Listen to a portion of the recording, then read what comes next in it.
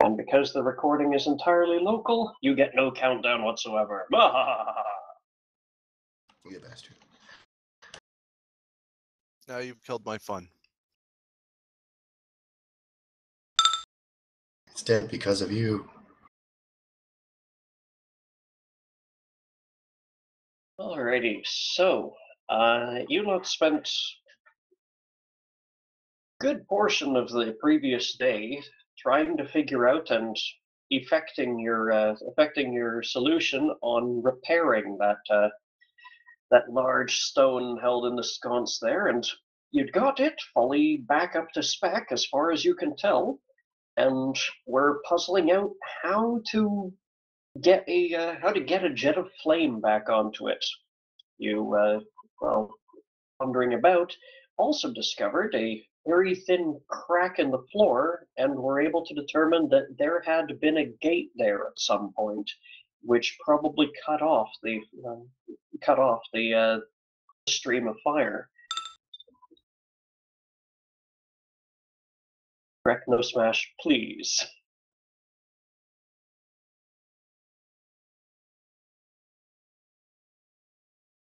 Is that everything then? That brings you up to date from last time. Last time was mostly just a figuring out how to safely repair that thing and then doing so. Did we fix the crack? You have not yet. Somebody fucking fix it then. Yeah, we rested so that you could cast Stone Shape to fix it. For fuck's sake. Alright, sure, whatever. You're the only one who can cast it. Okay, hold on. I'm just gonna prepare nothing but fucking stone wall and stone shape. This shit's getting ridiculous.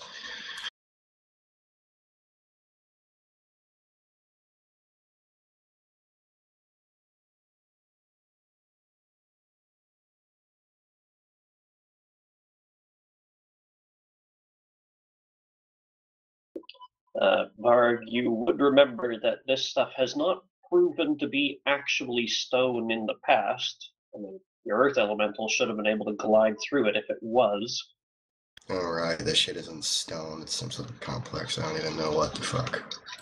I can't just replicate that out of my ass. I don't know Wish. I do know Wish, but I don't have the proper crystals.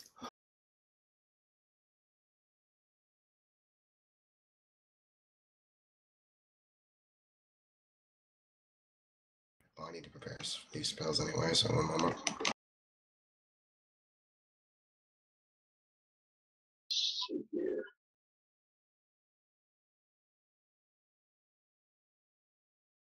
Yeah, I'm a druid. I can't imitate what I see. I just sort of make stone and water.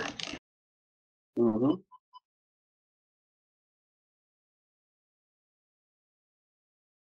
So you don't have access to spells like Ending and Make Whole? Mm-mm. Make whole is not a druid spell. Mm. Druids aren't good at fixing, as it turns out. They're really good at breaking. You want a building that's made by a fucking genie turned into a freaking flat parking lot? You talk to a druid. You want to build a fortress? You talk to a wizard. Mm-hmm. Not to say a druid can't sort of build it, but it's going to be made of dirt and stone, and that's it. I wish Nemithra was here. She could prepare it. She could.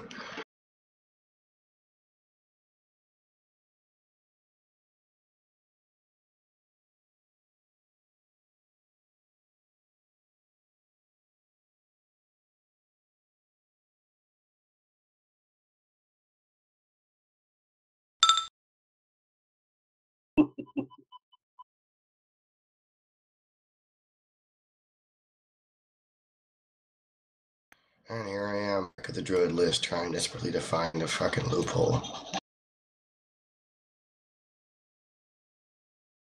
Alia, you say you don't have the crystals you would need. What sort do you need? It doesn't really say. All it says is that they're specially treated crystals and they're worth 25,000 gold. I Right. can't fart out crystals either.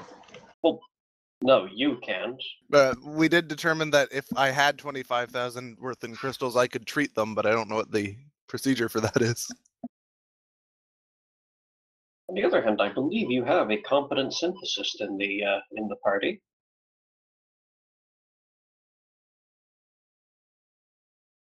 Turn this solid block of rock into that solid block of rock. I'm sure you'll figure it out. Well, turning diamond into gold is probably a specialty of the alchemists. He can try if he wants.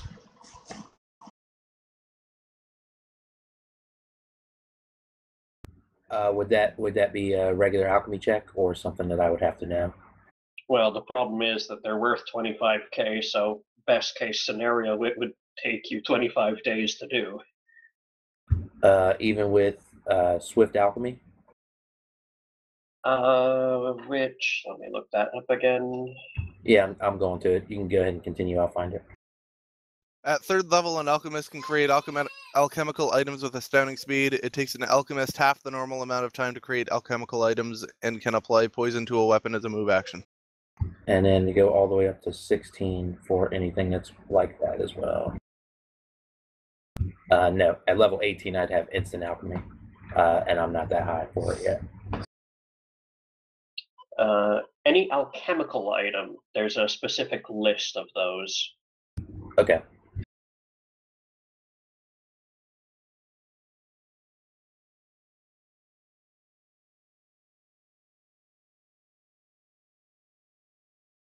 I have crystals worth 25,000 gold on me. It's just what the procedure to treat them is. Yep.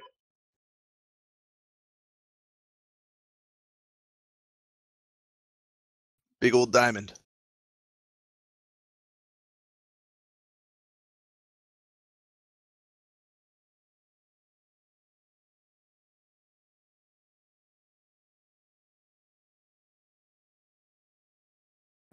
Yeah, I'm going over any of my spells. I don't think so for me, though.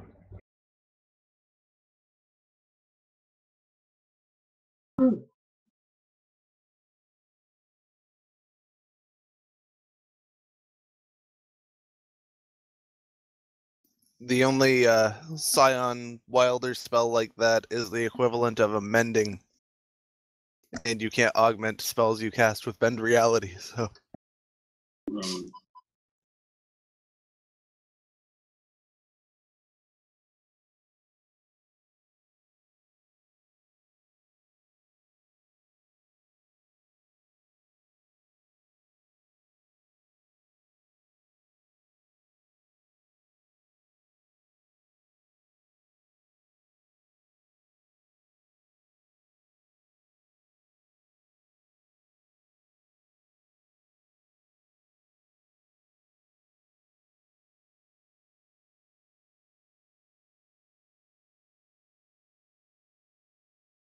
Nope, that's a nope. I got nothing. Righto.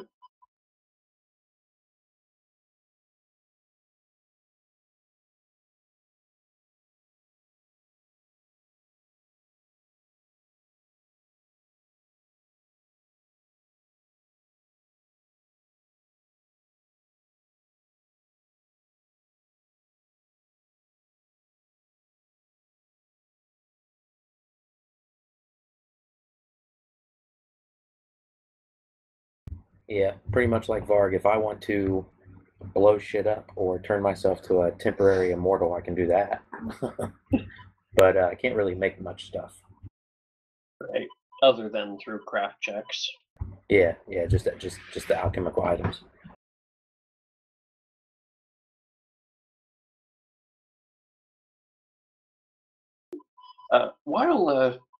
While Chris is prepping his spell list, is there anything else around here anyone wants to investigate or try?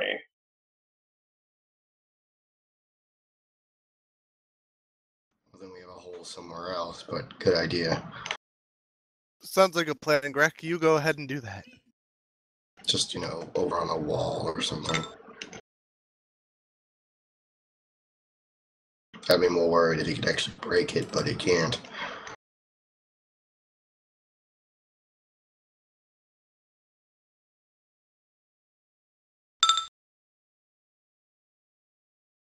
I mean, what are the alternatives? We're forced to wait for Varg to be able to use his spells the next day. No, Valley it can is do the this. next day. Oh, okay. Then I'm gonna go and prepare mine then too.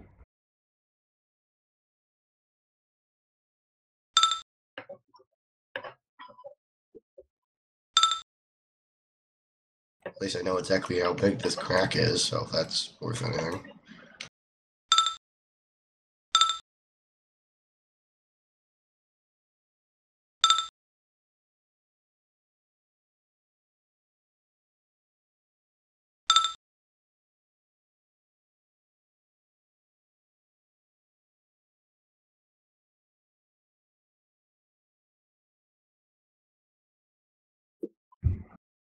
Yeah, it's like anytime I try to open my spell list to prepare it or anything else on map tools other than just looking at the screen, it lags out. Right. Oh, you haven't changed your memory settings or anything? No. You don't have a whole bunch of stuff else running on your computer? No, way less than usual. Hmm. Greg, I will need a strength check from you.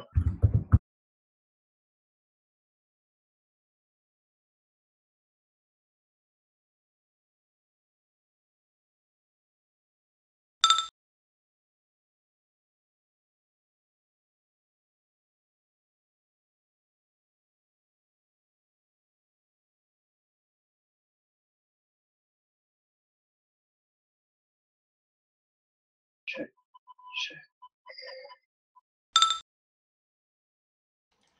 Okay, I have one idea, but it's fucking stupid.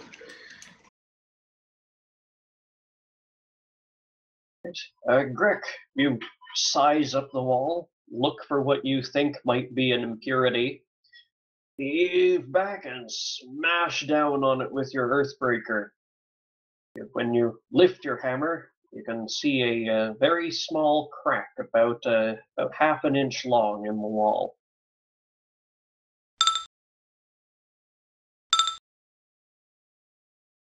Huh? I actually managed to do some damage.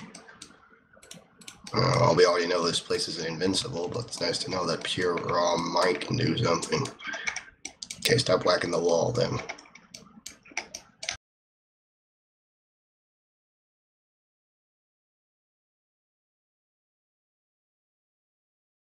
I might as well try my stupid as fuck idea, otherwise I'm moving the fuck on.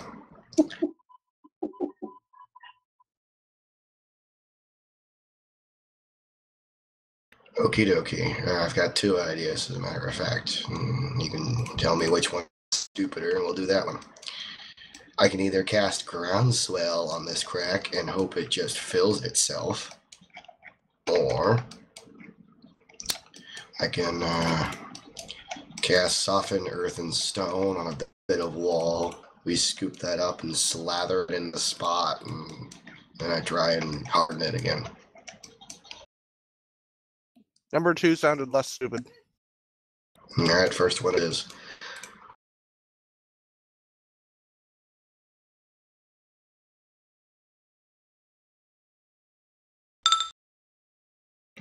Be fixed. Booga booga booga. All right, who are you targeting?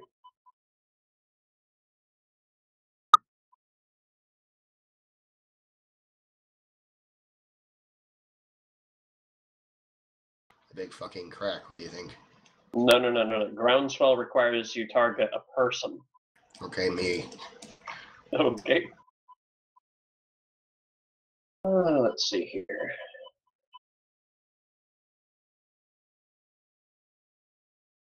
That's hilarious.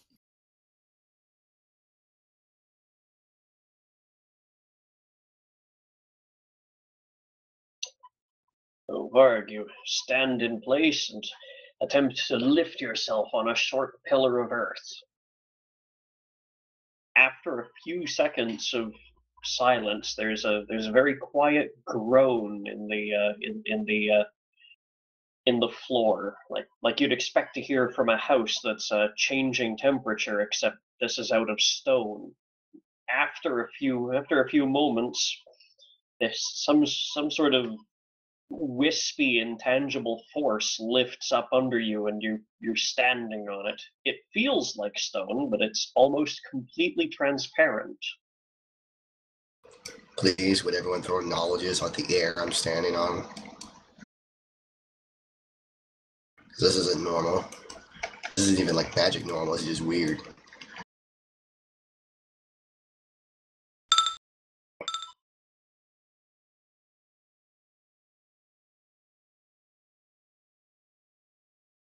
If my bonus is same for 2 different knowledges, do I have to roll 1 die for each? In this case, knowledge.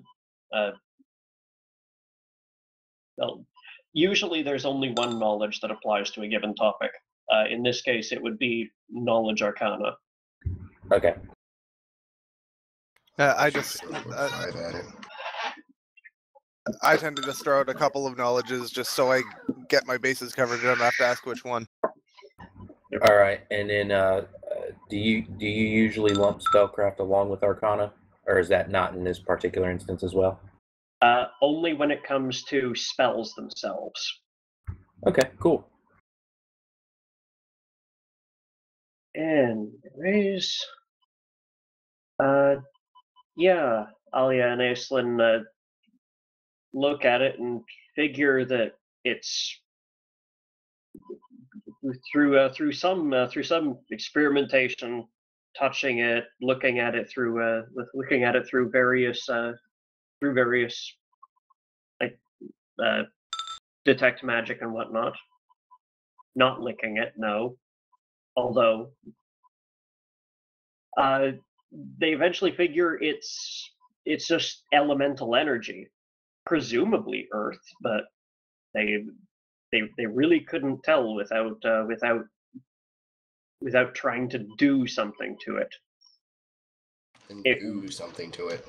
It will dispel eventually, but the groundswell will end eventually. But Aislinn's best guess is Barg asked for earth underneath him, and there was none around, so this just came out of formless space. Wait. You're telling Varg that he lacked what he needed to do a spell, so he created it out of nothing. Well, not necessarily Barg. It could have been this place. Good point. For a second there, that sounds like Godhood level power.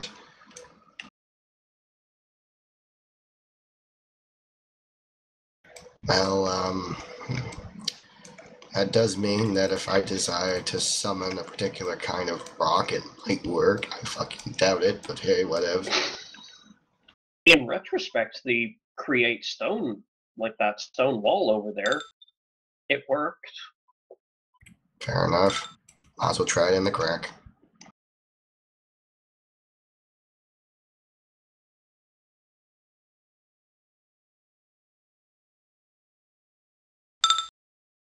I'm very deliberately trying to fill a crack. Any excess can just be a big fucking block over there somewhere. I'll make a funny hat, I don't care.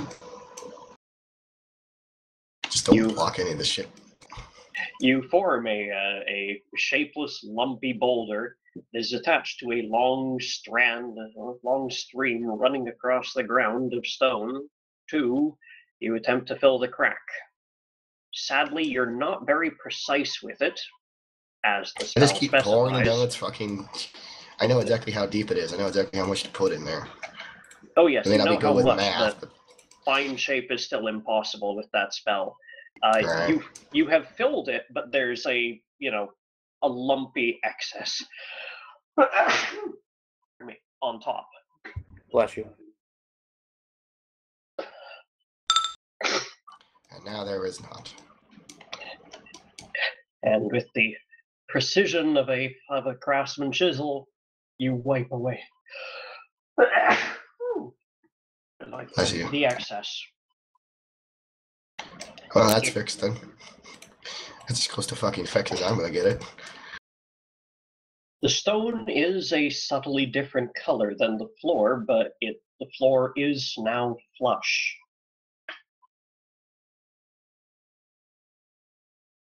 Cool. You're impressed by me making rock? Is anything happening? Nothing is changing, no. Okay, I'm about to do Relight the something brazier. stupid. Everybody out of the way. Right out of the way.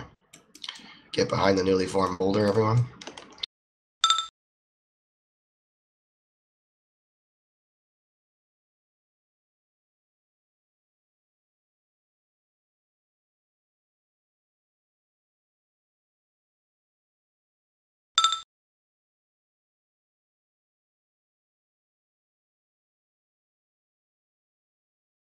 Ashlyn, out of my way. Okay. One sec, Brad. The brazier isn't broken anymore. The past couple days' efforts have been working on repairing it.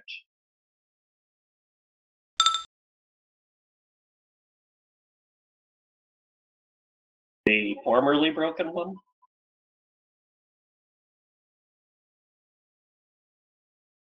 Yeah, we fixed that shit.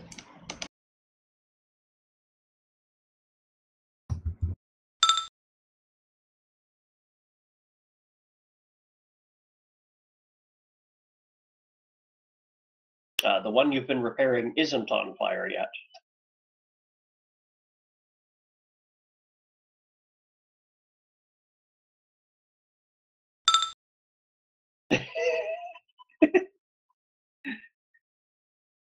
The metal is quite cold to the touch, and parts of it feel very rough, as though they've been just recently fashioned and haven't had time to be worn down. But the metal feels perfectly benign. Get over here, Greg.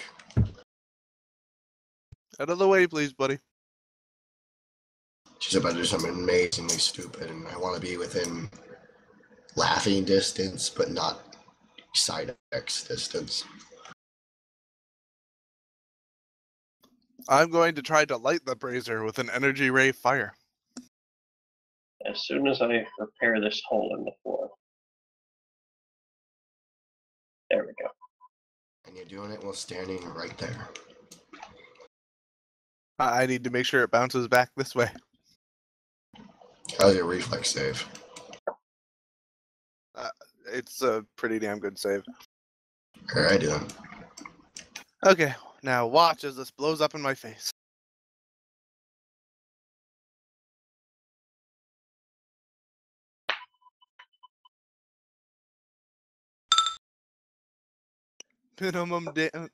Minimum powered energy ray fire ahoy. Pew. A really crappy pew. There is a small puff of flame as you send the equivalent of a match fire across the gap, and it bounces off of the stone and nothing happens. Put some muscle into it. I'm sort of afraid of breaking it. Well, let's think about it. The other 3 or 4, whatever the fuck, are firing off giant columns of death flame and aren't having a problem. Just aim for the Okay. obsidian. I mean, just keep doing energy ray, but just put some oomph to it. Just aim for the obsidian, not like you're gonna miss. Okay. Maximum powered wild surge energy ray fire ahoy. The obsidian, find that. I'm gonna hide behind this boulder now.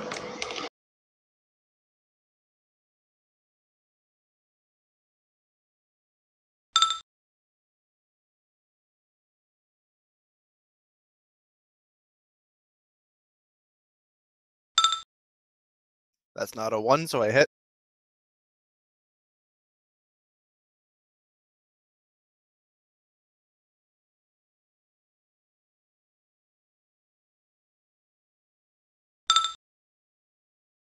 Alrighty.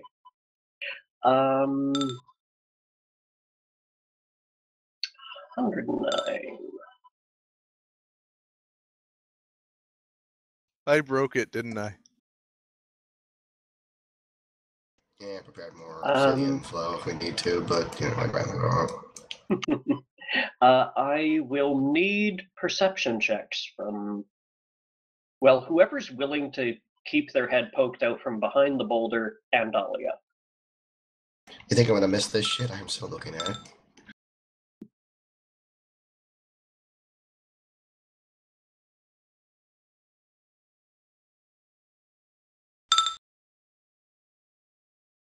Let's see here. Greg, you discover the end He doesn't help the anybody. end of your nose and find and spend the next couple minutes quite entertained by it. Damn it, Greg. And hold on, Emesua is the only one who notices. Alia, you send the gigantic beam of flame rippling across the air from you towards the stone. It hits the stone and splashes all around. Would make you may as well have hurled a fireball for all that did when it scattered at the impact point. But once the flame dies down, there's nothing else to be seen. However, Amesua points out that just as you hurled the flame away from you, this beam of energy twisted towards you slightly before returning back to the confluence point.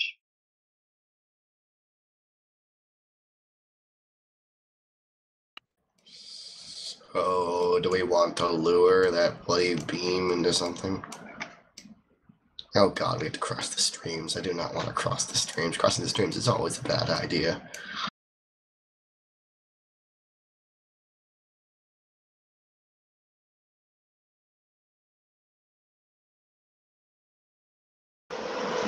What is that stream exactly, the blue one? Did we ever figure that out? Like, is it just pure energy or what?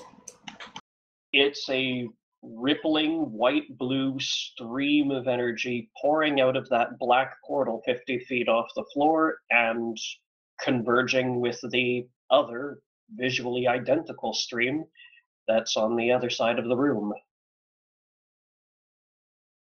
They come together at the narrowest point of the water-filled hourglass, and those jets of flame pour out on the other side of that same point. Well, she tells us to know Arcana and try and figure out why the energy would act that way.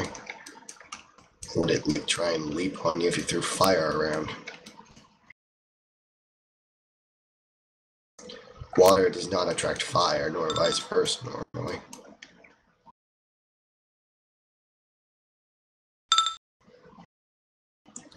Are you volunteering, Greg, to be thrown into it? No, don't. It would be painful. Okay, I'm going to pick up Greg. No, I just got him. I like Greg. He speaks in a language I can understand, and I can sort of maybe beat him at chess, maybe. Okay, I can't, but shut up. Might be he wants a rematch. I'm not play with your being anymore. She's a cheating whore. She keeps stacking on top of each other and screaming that this is checkers. I don't even know what checkers is. Why did my pawns jump backwards?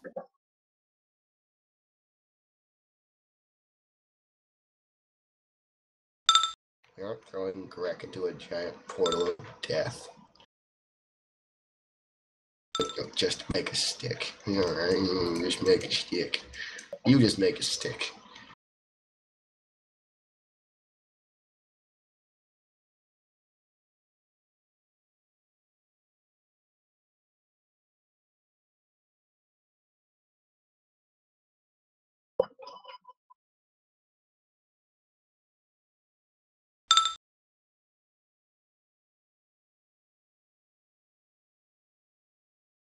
I heard that, asshole.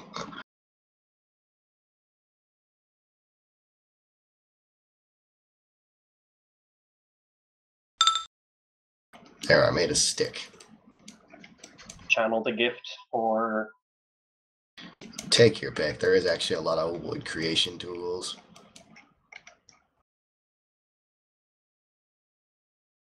That is something we can actually do pretty okay. We just fucking summon a stick of wood.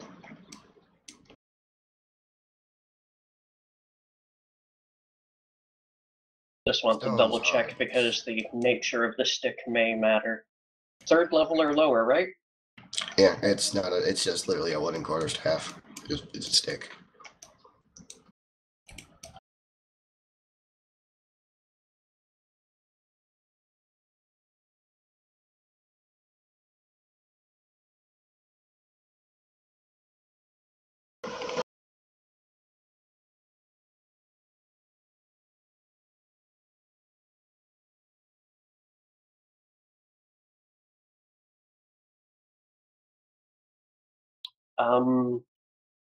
Unless you've got minor creation, I don't see what it is that you're using. Hold on.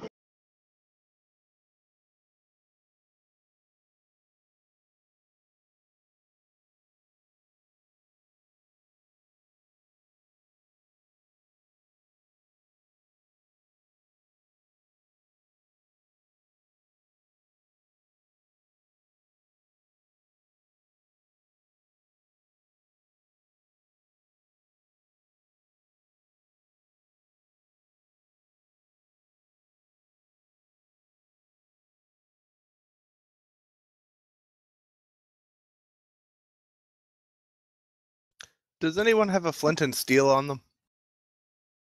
Well, I do technically. It's Can I basic. borrow it? It's basic equipment. You'd have it. Okay, in that case, I'm going to try stupid thing number 2. Uh-oh. Surround the ball with straw and set it on fire. No. Pretty much. I take out 2 of my flasks of lantern oil, pour them on the ball, and light it up.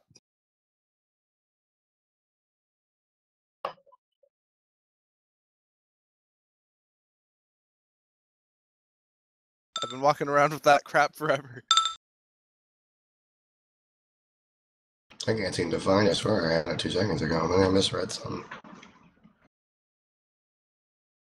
Maybe it was a shillelagh. Does that not make a stick anymore? I think it just enchants a stick now. It enchants a stick, yeah.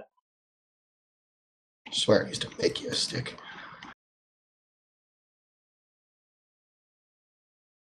Technically, he could have a quarterstaff on him since it's free. Hold on. Might have been plant growth.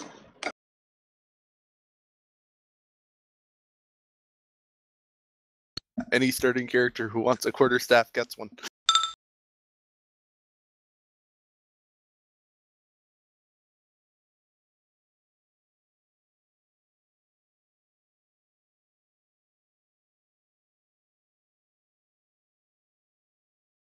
I'll give you one of my many pieces of chalk. They're so cheap I don't even track them.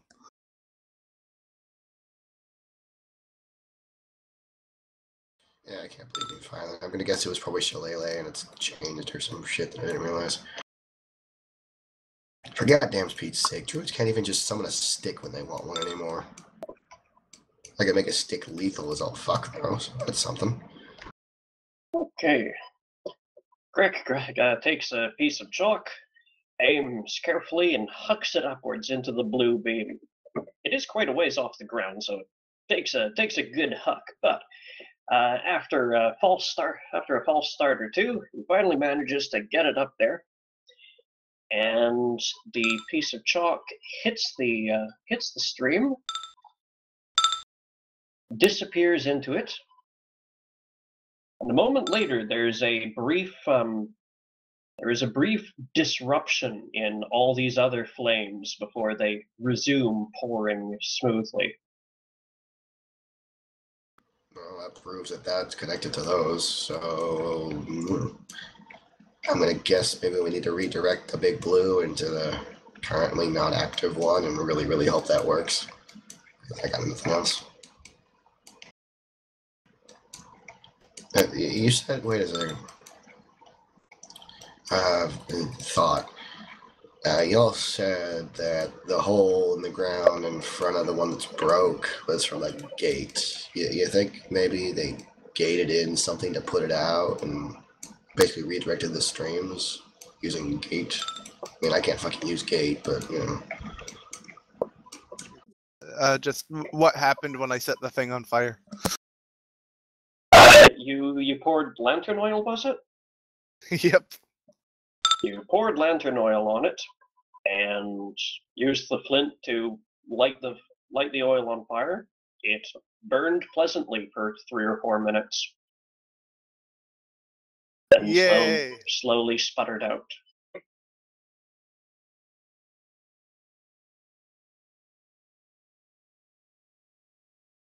Okay, so things we've learned to recap.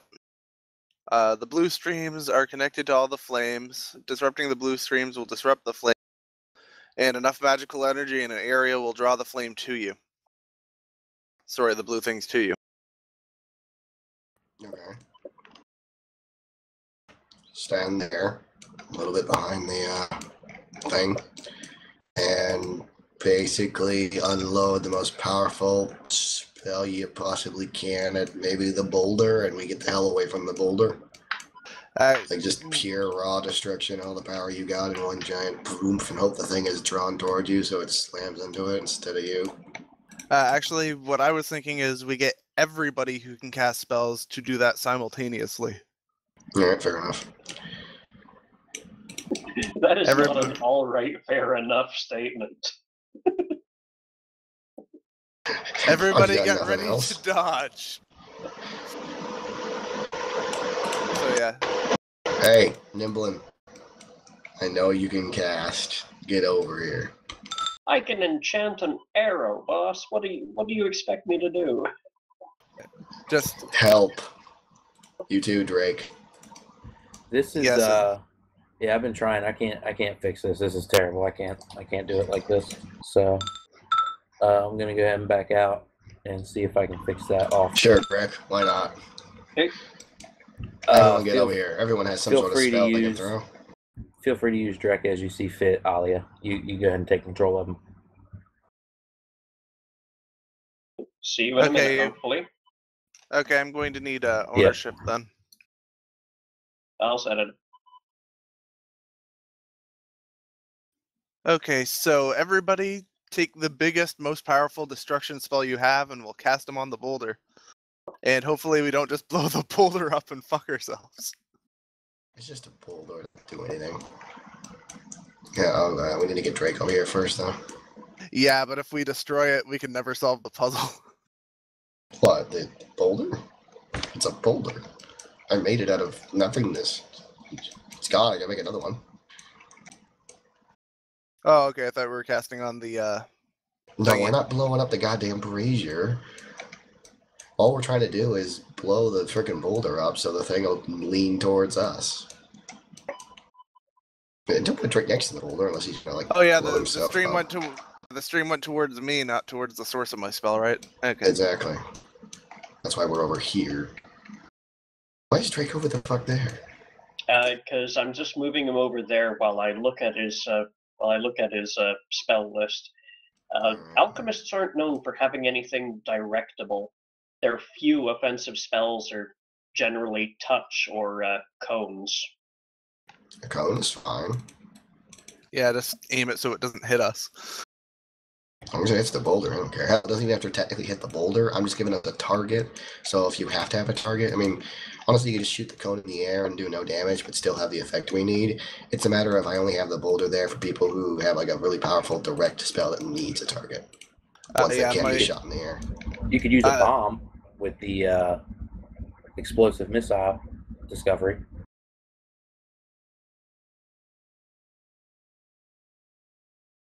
I have my spell ready to go. I'm just, everyone else is ready. Yeah, Drake didn't prepare anything usable for this. No cones, no explosions, nothing?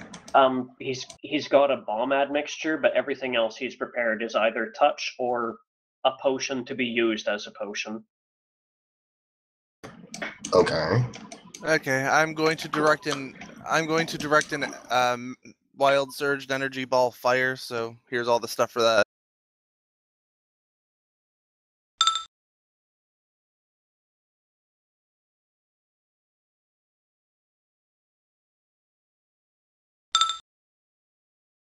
Alrighty.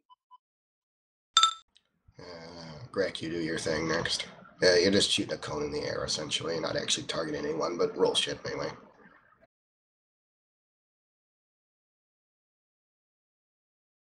Emma will be using her most powerful spell, which is Summon Monster 8 to summon an Elder Water Elemental. Roll damage and then Greg for giggles. Yeah, roll the damage, please, Greg, just so I know how much energy is manifesting.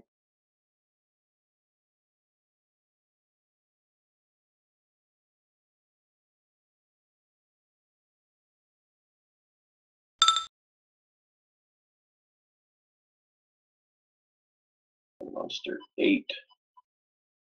Christ, I keep forgetting she's got spells like that. Yeah, she can only summon an Elder Water Elemental with it, though. Yeah, there's worse summons. Not many, but you know. So she's doing that. I guess that's Aishlin and me and Niblin then. Nimblin is going to throw a Deadeye's arrow. Sappy's also going to cast Elemental Touch. Aishlin will throw storm bolts. That's Aishlin's storm bolt, not mine.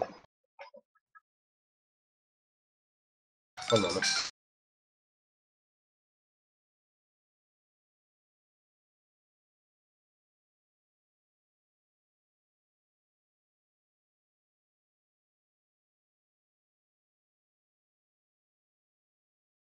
I believe Storm Bolts is level D6.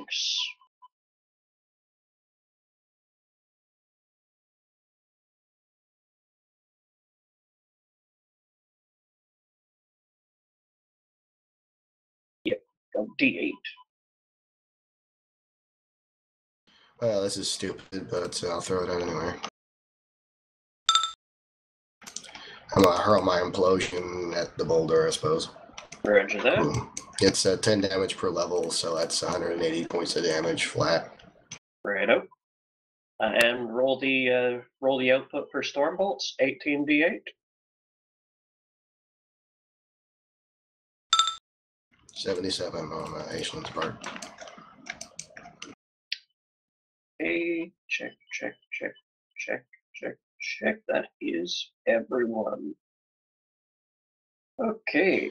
It's a fucking thunderstorm of goddamn magic. You all try to coordinate it. It all goes off in the within the span of a few breaths, but not all in the exact same moment. And that gigantic blue beam of energy twists towards you. As soon as it leaves the confluence, it starts leaving this gigantic black scar across the floor. And it touches oh so gently the brazier before snapping back. That was cool. Power, or we need to coordinate better. Yeah, I'm not done. Oh. Yay! Come on, that was cool. It was pretty fucking cool.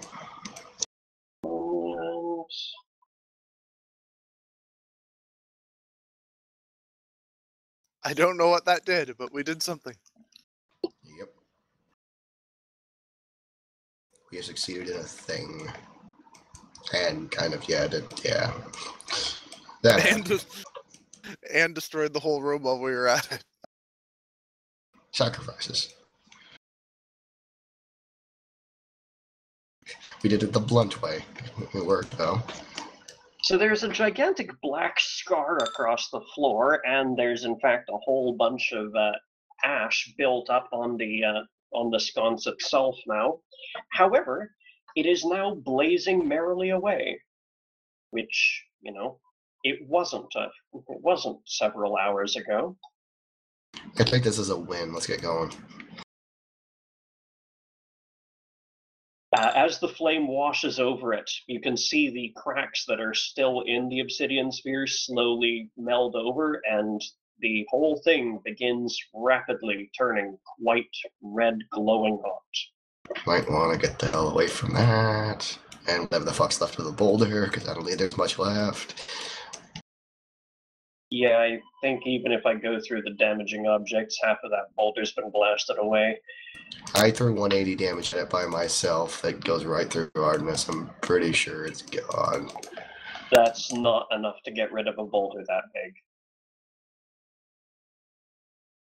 I made a big fucking boulder then. Someone grab Drake.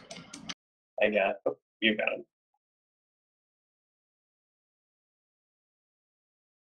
Alright, we came in on Also, the south one.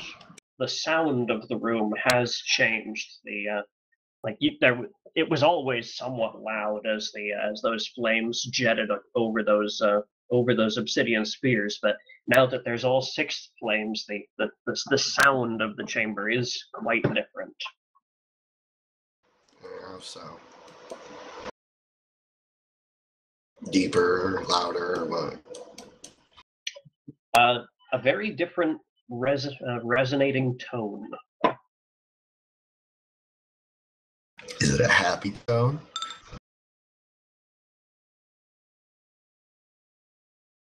Or something like that, yes.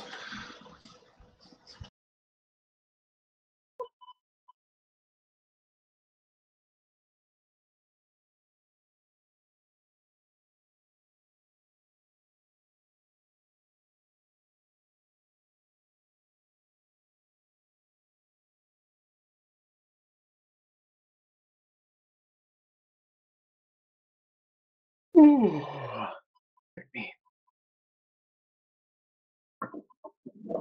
Alright, so you know how to spell? Apparently not. Varg isn't. Oh, Varg thinks he does. Varg's just impressed. Varg can't spell that well. I didn't know you used to be a woman, Greg. Nice transformation.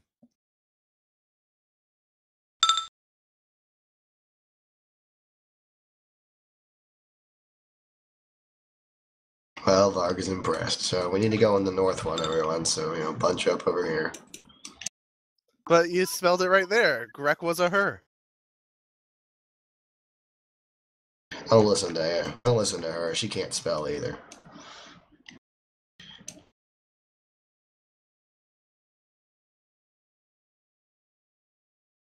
It's funny because that joke probably doesn't even work in the language he spelled that in. Nope.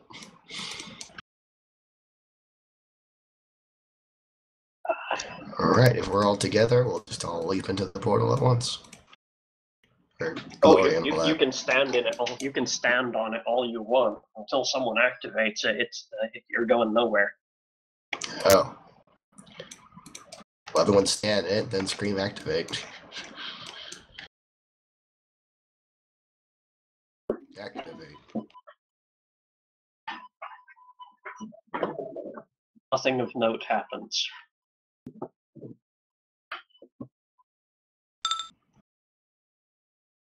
By the power of Ra.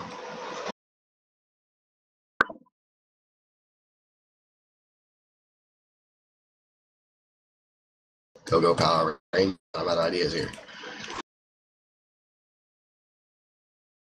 Power Rangers RPM, get in gear. I thought that one would work for sure. Moon Prism Power?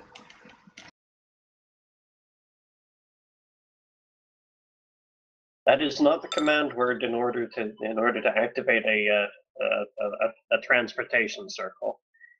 It might be the command word for Alia's armor, but that's another matter. Yes, it was. The December at Helm does that for me now. Yes. There you go. What is the bloody word? I know. We are VR. Aislinn manages to correctly recall the Protean word that the dragon downstairs used to send you guys away.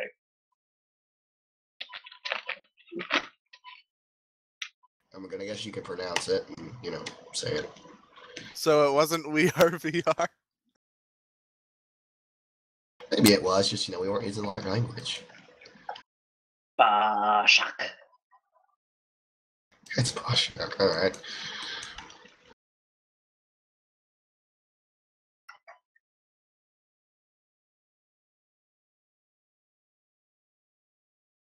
You find yourselves in another chamber that is distinctly colder than the one you were just in.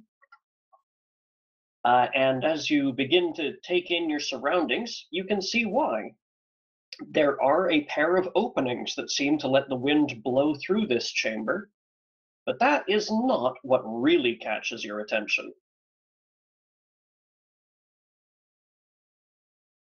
What really catches your attention is the fact that there is an Archon standing in front of one, an Asura standing in front of another, and something completely unintelligible standing in the far end of the chamber away from you. It's constantly changing and shifting in form. Hey, it's O. Although it does not seem to, although it notices you guys immediately and begins sizing you up, the other two inhabitants of the chamber don't seem to pay you any attention as you appear.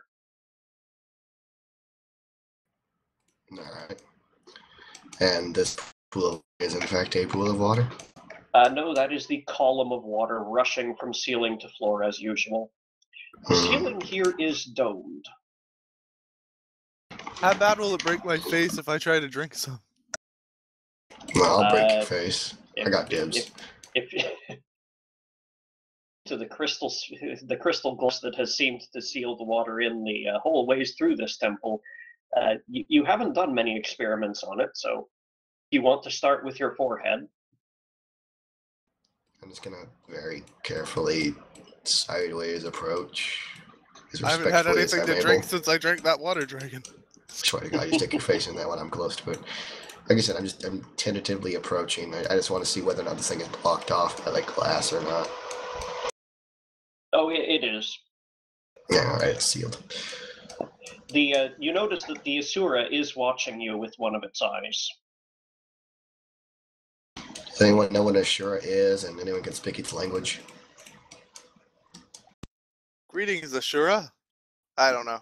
What's I appropriate knowledge? I told you what they are because you can automatically, between Alia and Aislinn, you can automatically pass the knowledge planes check to know that that's an Archon and that's an Asura. Oh, what do they know about Ashuras? Which one of those two is least likely to be a dick to us, Asuras are basically the lawful evil equivalent of Archons, which are lawful good angels. Let's go talk to the Archon. Greg, get your ass over here before that thing eats you. Greg, the Asura begins to growl as you come close. Greetings, Asura. Byesies. Greg, you can get yourself killed. We're gonna go talk to the angel that won't just eat us for no reason. The Archon watches you approach with only his eyes. He does not turn his head from its steadfast stare straight through the column of water at his opposite counterpart. And he seems to have an eternal scowl embedded on his face. Grumpy pants. Greetings, Mr. Grumpy.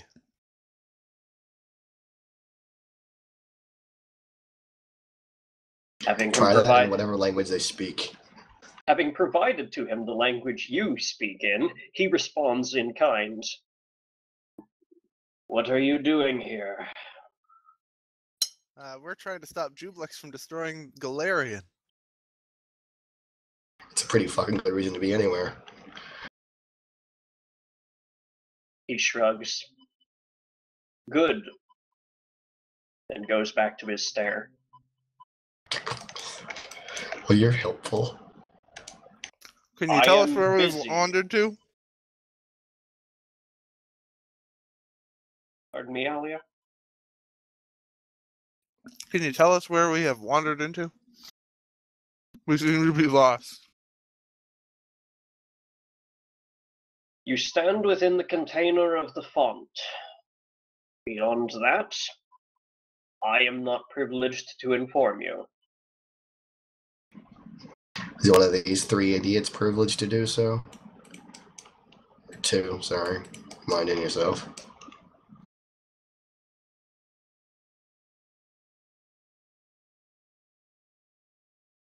Mortal, I will have you know it takes most of my attention merely to hold this point.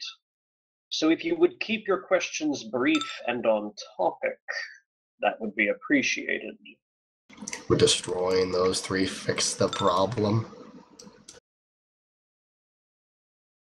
What three? You came in here with 1, 2, 3, 4, 5, 6 others.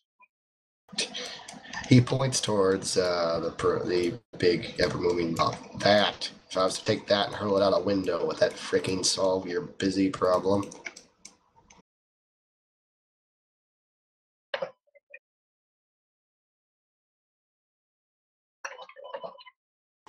I thought I'd come here and destroy a temple or wrestle a giant monster to death. Not have to interview creatures about the font of life. I don't know what's going on anymore.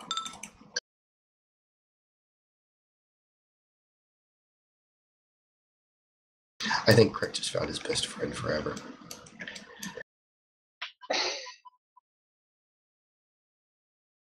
I'm going to call you Mr. Middle Finger, and I'm going to love you and squeeze you and buy you some food. Oh, Lord. Alright, where are we?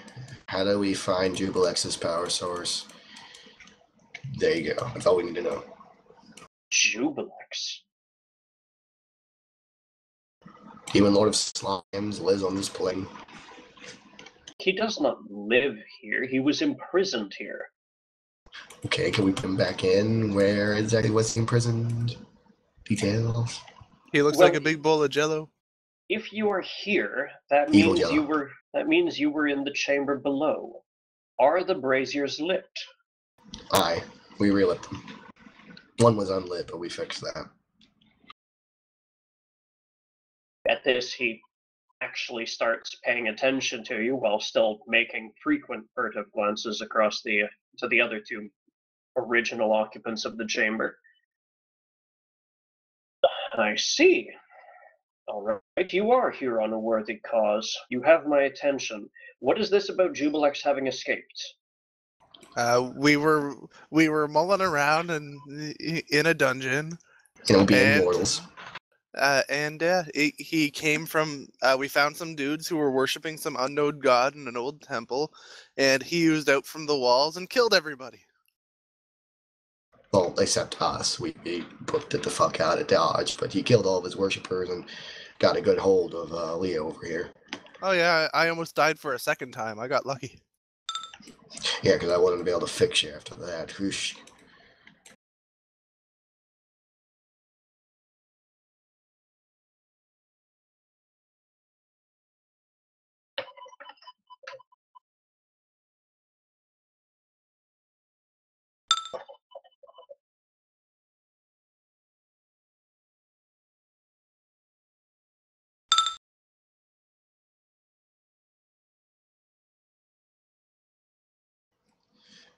I'm gonna punch you right in the nose. That's hilarious.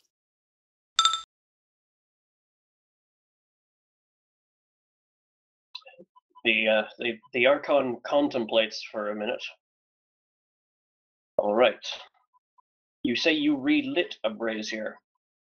Yep. And it was fucking hard too.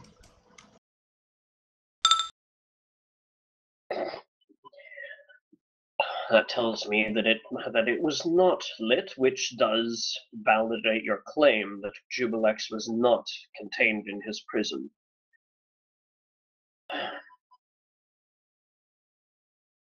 Yeah, disintegration beams just bounce off that fucker? It has been said. Okay. So we know he's escaped, which you could probably tell if you stuck your head downstairs for like a minute and a half. And the whole fact that we came all this way, I don't think we'd come here if he wasn't out. I cannot leave this post. Not so long as those two are still here. Take a coffee break. I have been standing here since the font was moved here. Well, why don't we just kill them, then you can take a break.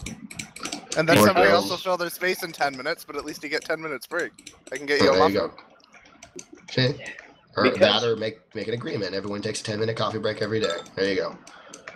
Fair for everyone. And on Christmas, you can play soccer. Yeah, sounds fun. He's probably giving us really funny looks about now. Everybody should be, since nobody should get the reference I just made. Well, we know what soccer is. I presume we invented a very similar game.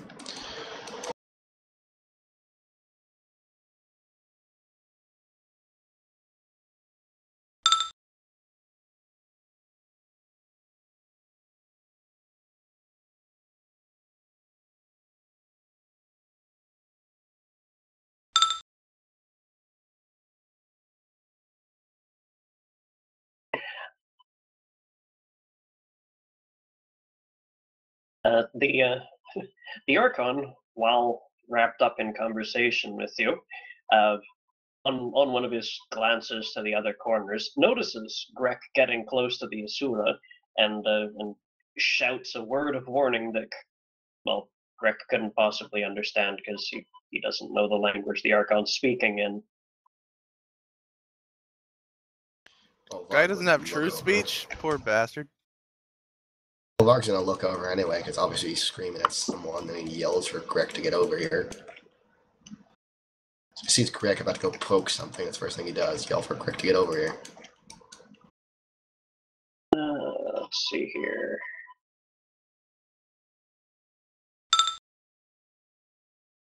So Oh, are sweet we Jesus. stop poking the evil thing? Grek, what's your initiative bonus?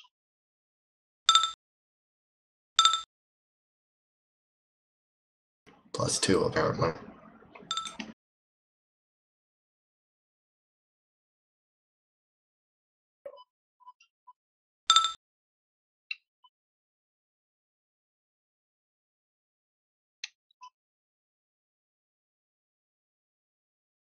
Grek, you approach the Asura, who waved you over, and the Asura, as soon as you're within reach, leans forward and grabs you, or tries to, anyways. How does that fare? That actually is good enough versus your, especially considering it'd be your flat-footed, so you'd take out your dex bonus. So got you Uncanny by dodge, 5. she's never caught flat-footed. Nevertheless, it wraps you up in a big bear hug and starts. It wraps you up in a big bear hug with most of its arms and starts whispering something in your ear. The Archon notices this and tells the rest of you, "Stand fast. He's been waiting millennia for an opportunity like this." No, he doesn't whisper that.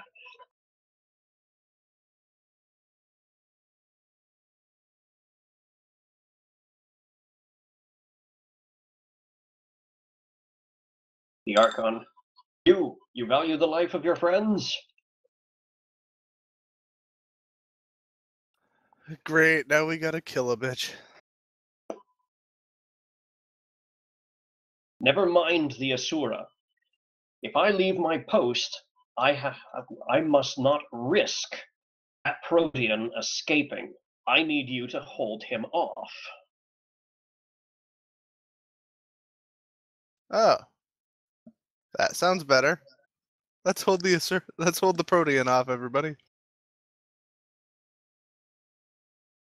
Varg, you got Wall of Stone prepared, right?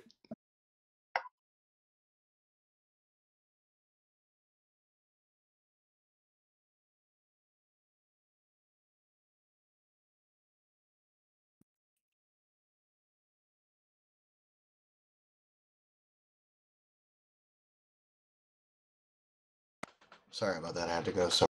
What I miss? Like you got grabbed, yeah. Yes, he got grabbed, and the Archon said, "If you value the life of your friend, I need help. Never mind the Asura. I cannot leave this post without risking that Protean escaping. I need you to hold it off." Can we just kill it instead of hold it off? You may try. Oh, you vastly underestimate us. Hey, Right, I've got. battle formation. Hey, I'm in line to become the fire goddess. Let's kick this guy's No, ass. no, no, no, no, no, no, no.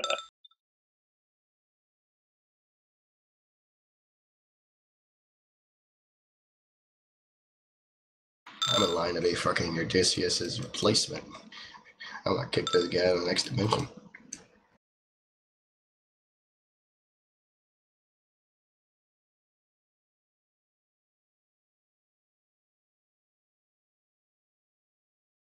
With a couple exceptions, we actually beat the Protean.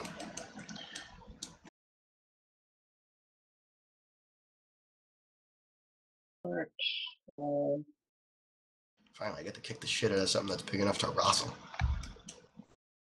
And no, it's not 6. I forgot to put his bonus on. Set. There it is. He rolled a 6, so he has a figure.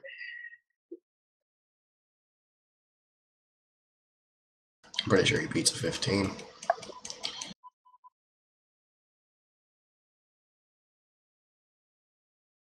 Okay. Alia. Okay, first Blow thing it to hell. well, first things first. Toss knowledge at it. See if it's Yeah, resistant. toss a knowledge to see its resistances. Roger that. The appropriate is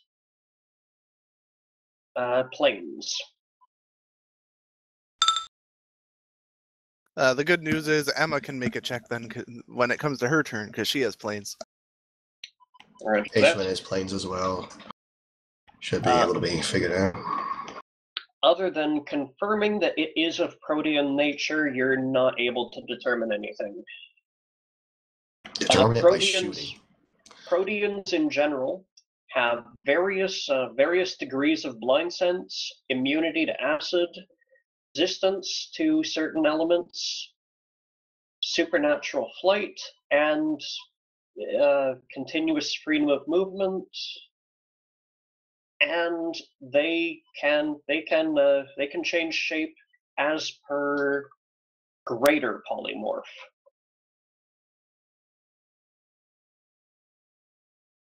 That is what all proteans have.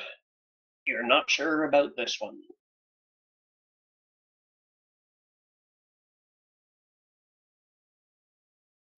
Get rid of the freedom of movement, that'd be great. But freedom of movement doesn't mean I can't grapple him. He just chooses not to be. If he chooses to grapple me, we're both considered still grappled, so I still get to kick his ass if he goes that route. Well, he'd be pretty stupid to do that. Yes, he would. I'm hoping he's pretty fucking stupid. Okay, well, I'm going to go to the first arrow I have in my quiver, Psychic Crush. Why is that your first arrow? It'd be like everyone else's last arrow. You're just like, yeah, no, fucking nuke attack. Well, yeah, I might as well throw that out first and see if the guy's immune to it, because if he's not, I can keep spamming it. This is gonna be the Shogoth all over again. So let's go ahead and open with. I don't think I actually have. I don't think I can actually move in close enough for it, but that's what my next turn's going to be probably. Oh, you got a move action. You're 155 feet out. Okay, let me see. 25 plus 5 feet per 2 levels. So that for you should be like 70 or so.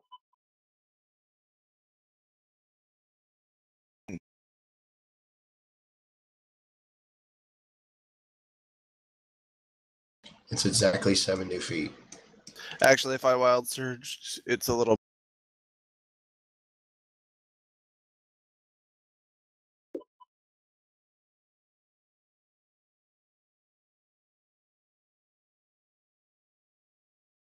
It's 80 if I wild surge. So you're Can you get you're at about within- you're at about twice the range you need to be. That's fine. I'll move in. And I suppose his touch AC is probably easier to attack than his reflex save, so I'll energy ray fire him. Okay. Does that have a range increment worth mentioning? I believe it's medium. Yeah, rays tend to not have range increments. They're just here's the range and you hit touch within it. They're not guns. Oh no, sorry. Energy ray is also close. Energy balls long. I'll just do that. Okay. Reflex save.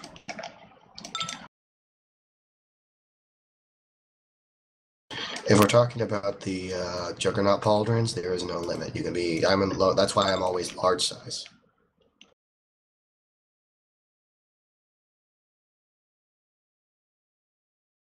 Juggernaut pauldrons let you be as big as you like, large size all the time, whenever you want. Yeah, why do you think I got them? Yeah. How long, as in duration? No.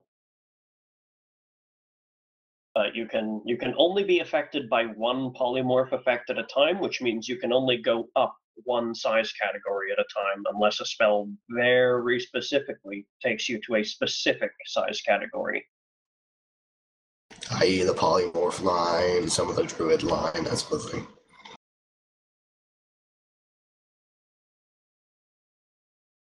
Okay, 111. All right, I will need a caster level check from you. Okay, I'm just resistance. I just need to calculate. I just need to figure out what the DC is first, because it's I gonna have come no up idea, again. Greg. I assumed you had a plan. You wanted like a higher AC or something. Okay, the DC for that is 30. Roger that.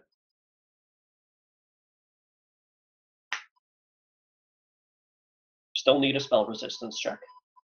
Yep, I'm just throwing that out. That's just caster level, right? Yes, it is. Plus any feats you have. I do remember you used to be really good at that.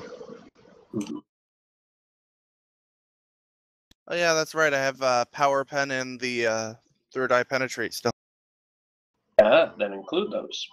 Plus your caster level was technically boosted by the spell because you fucking wild surge it. This is like your thing. You're good at getting through this crap.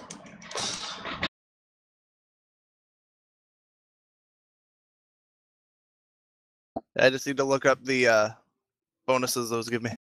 Yep. Wreck his shit.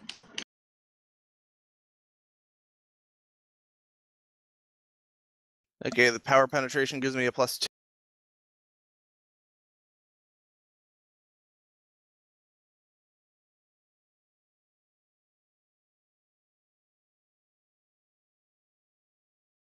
And the third eye penetrate gives me a +2, bringing my total manifester level for the purpose of spell resistance up to 28. Roger that. Kick him in the head.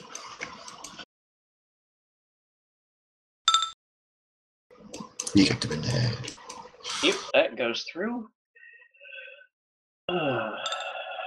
Reflex. He failed. Just shy. Alrighty, that was 111 fire, was it? Yeah, 111 fire damage. Roger that. And here comes my innervation roll.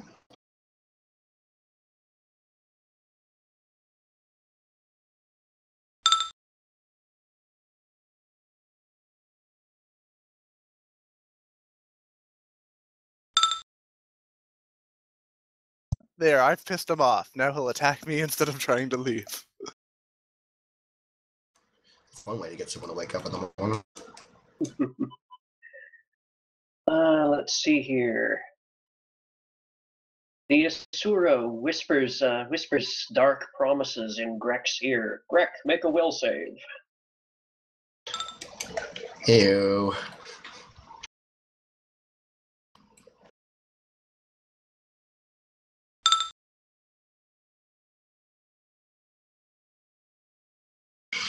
Recommend some therapy after this. A lot of therapy.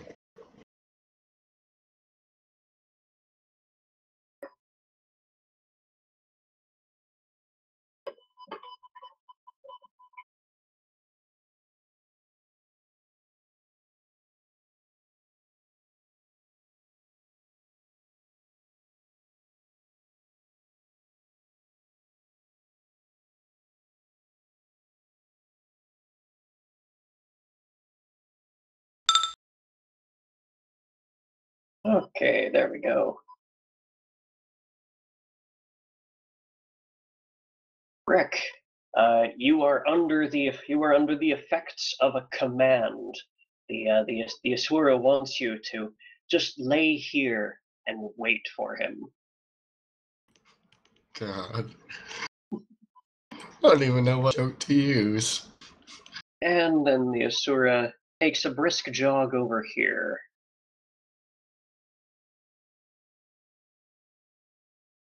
Second, just going to add halos to these for the purposes of the stream. There we go. Okay. Emesua. Come kick the protein's ass. Apparently this year is going to be handled. Just let me check something.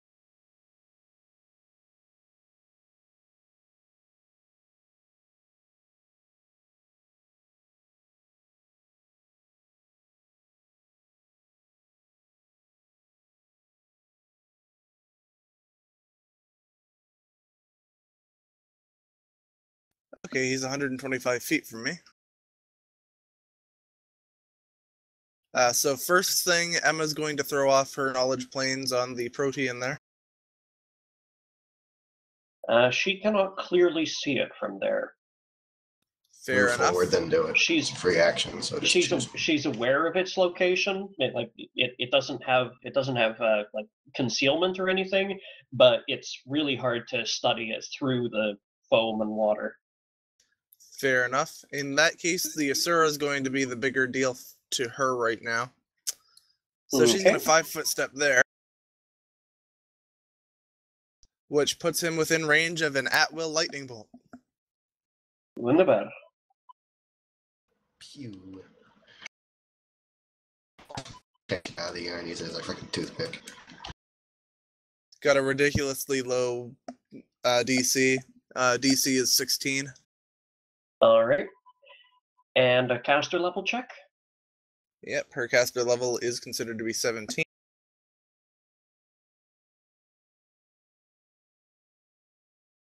Roll her up. Not bad. She does manage to break through its spell resistance. Is lightning fortitude or reflex? Reflex. Ha ha ha. He takes it. He was not expecting that shit. I just Take woke up. 44 damage off the top. Ha. Right in the face. It barely did anything to him, but he's not happy. The What Asura the fuck was that? The Asura looks insulted. Does she have a move equivalent? Why don't you throw your Let me planes at him, check, see but what I he can don't think so. unleash.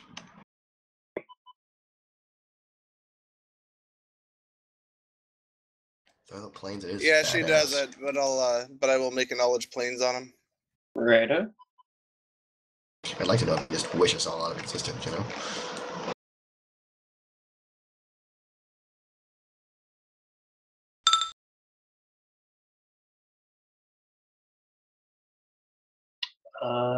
That is...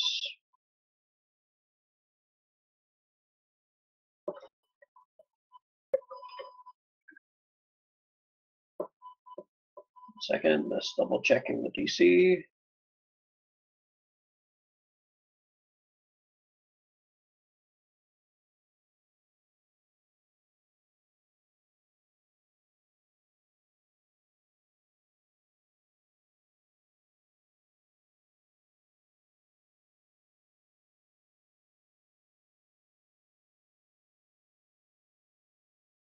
Okay, that is good enough, actually.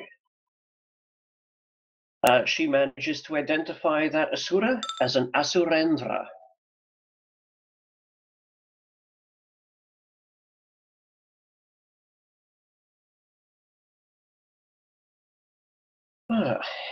It has. Oh, it's only CR20. We can get it. It has resist acid and electricity 10, DR 15, chaotic and good. Immune to curses, disease, flanking, poison, and polymorph. It emanates a dimensional lock. And let's see here. It has constant freedom of movement, tongues, and true seeing. Well, fire works just fine. And I can wrestle it. We can take him. Freedom of movement. That ball. Why does everything have that? Because at this level, they basically grow it on trees. Well, can I? This is why a counter needs to exist for that bullcrap. It's not like they don't have a really. It's not like they don't have a really good CMD, CMB, anyways. Yeah, get yourself a staff with dispel charges in it. I have Great Dispel ready to go. It's just really goddamn annoying. Yeah. And most of them can just, even if you suppress it, they can just return it on their turn. It's like an infinite circle of annoying. Speaking of whom, Varg. He bitches that everything on this goddamn universe has the fucking power to just become immune to grabbing, and then turns into the biggest fucking crocodile you ever damn well seen. You know what? There's enough space here. You can bring in Vargas and Rex. Let me just grab it from loot and inventory. You appear to already have. Don't get me, I don't know anything. Alright, it's not on loot and inventory at the moment. Let me go looking for it. Probably on one of the other maps. Yeah, it's one of the other maps that I have exported by this point. One moment, I'll need to import the, let's see here. That'll be Plane of Acid, Lower Temple.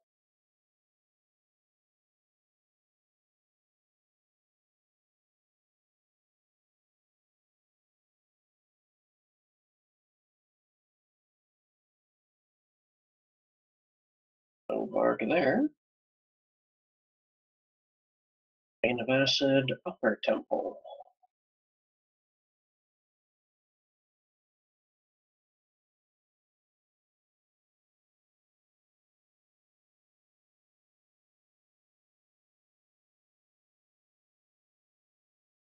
Nobody here but us dragons. Well, the last place I remember having it is on like the base level where we were wandering around. I think that is the Lower Temple. I don't know.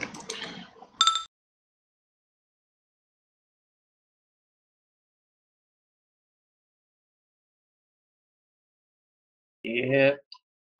Yeah. Here, you proceed with that token. I'll just pull in the Bard Crocodile from resources. Okay.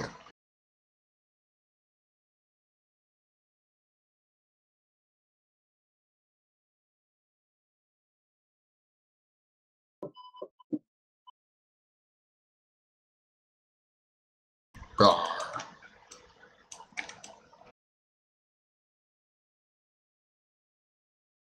All right.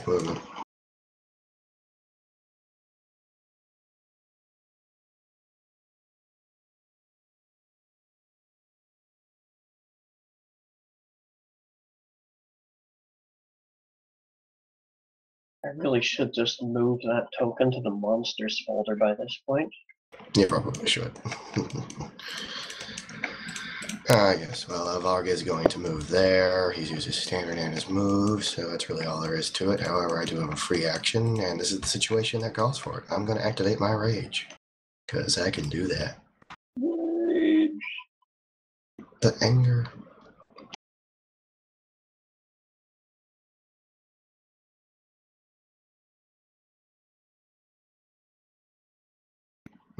Yeah, so I'm raging. So let's Alright, this is worrying. I am not finding it. That is problematic. You did save it at some point, didn't you? I don't think I have it. I'll check. That is a problem. I could re-get it, I suppose. It's just annoying. What do you mean re-get it? No, I got it from simply downloading WoW model viewer, and I took a picture of a particular creature in that game, and then we just did it. I do mean the edited version that's got the range rings and all that. I don't think I ever actually got that. Alright, I've got one other map I can try importing. Anyway, let me 32.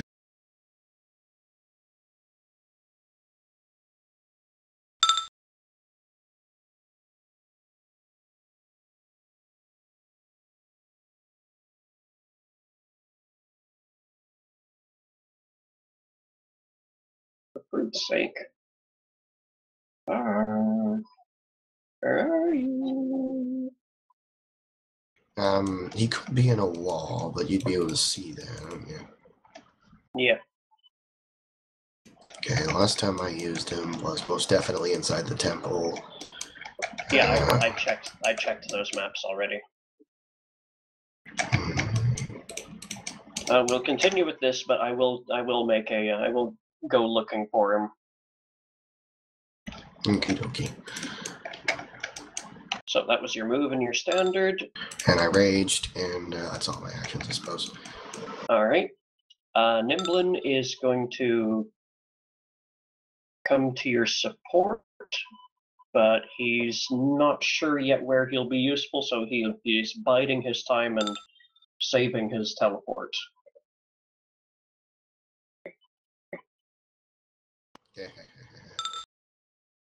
The Protean.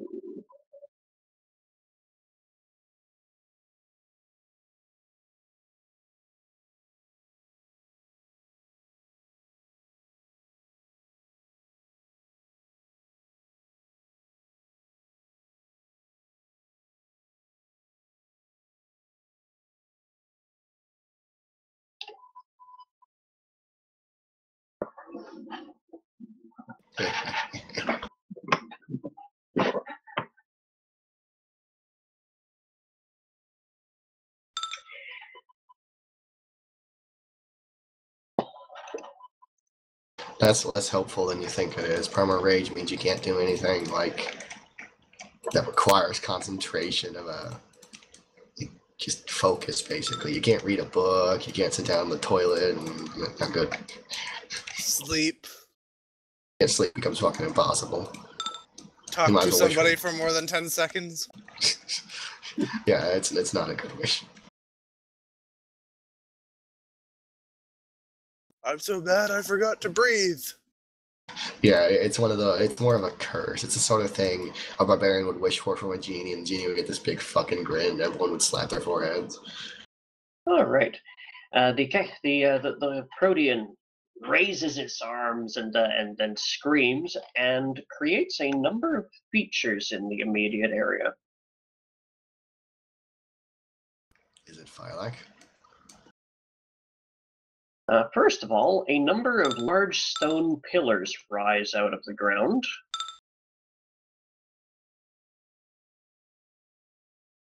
Not that big.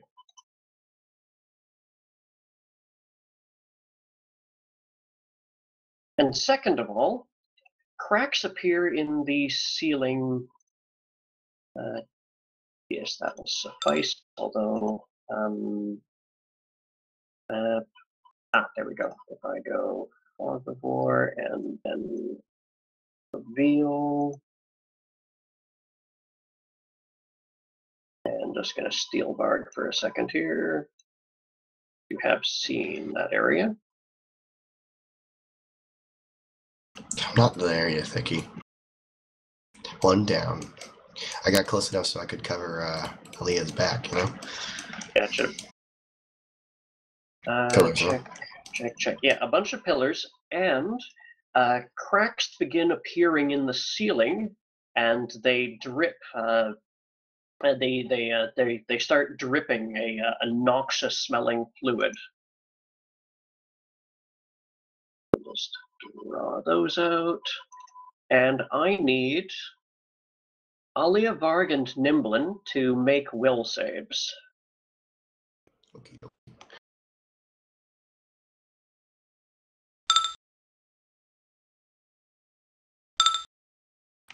32 on my end.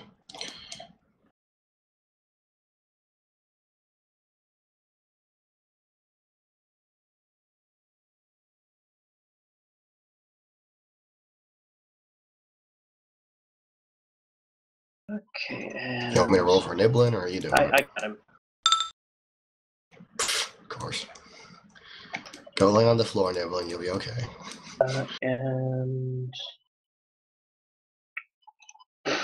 And the Archon crit fails.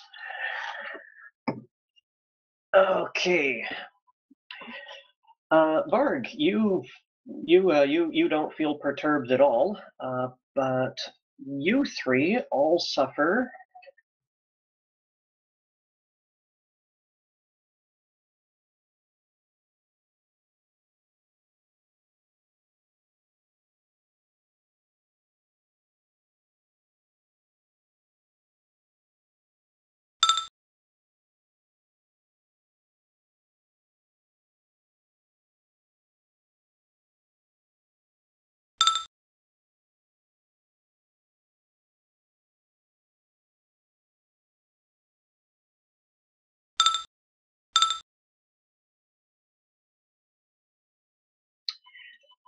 and Varg, those columns seem awfully brittle to you. Actually, no. I mean, they're going to pick one up and beat it over his head. And the Protean, let's see here.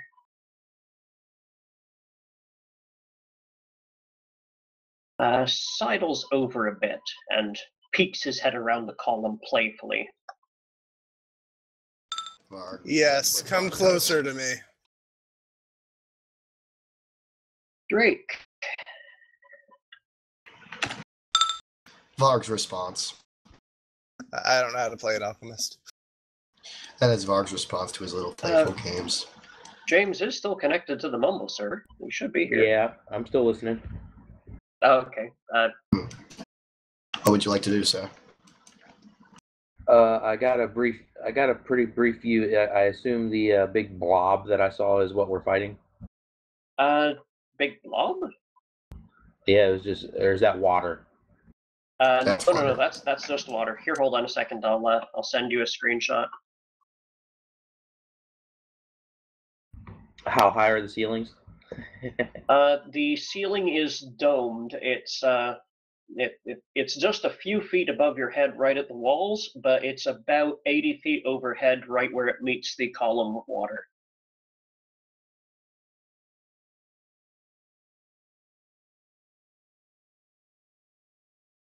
And I can't send that as a screenshot, damn it. Snipping through, there we go. This rectangle. That's better. And you sent it to where? I'm about to paste you a link. Onto what? In the mumble chat. Okay.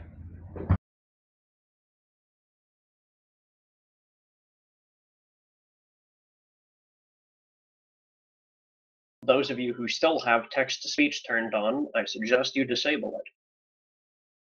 Never. Well, this is going to be a short URL at the very least, so it's not going to keep on nattering at you for the next 3 minutes.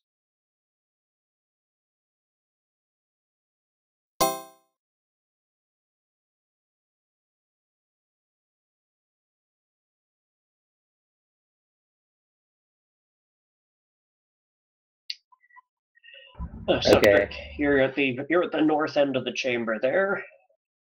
There is an Asura closing on you and a Mesua from over near where Grek is.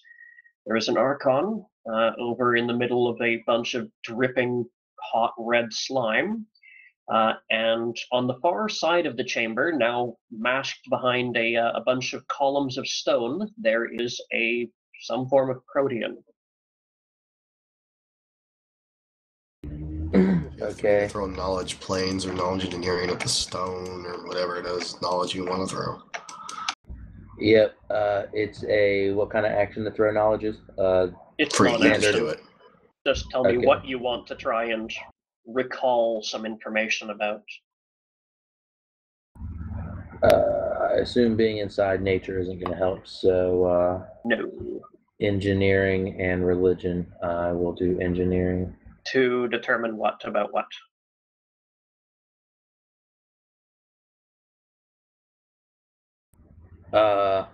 The what formed from the cracks in the ceiling and the cracks in the floor? The protean across the chamber screamed, and those pillars of stone rose up from the ground, and those cracks appeared in the ceiling. And nothing has happened from it so far, other than it forming. Yes. Well, those cracks are dripping a hot red fluid, but other than that, no.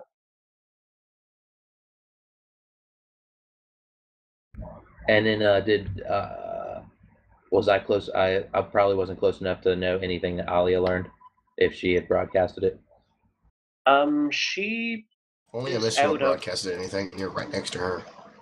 she's out of normal telepathy range, so she probably didn't spend. Yeah, she probably hasn't sent too much, but she's probably shouted, "Gang up on those two!"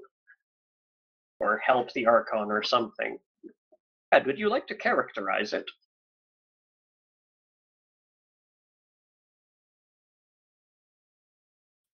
Asura bad, Archon good.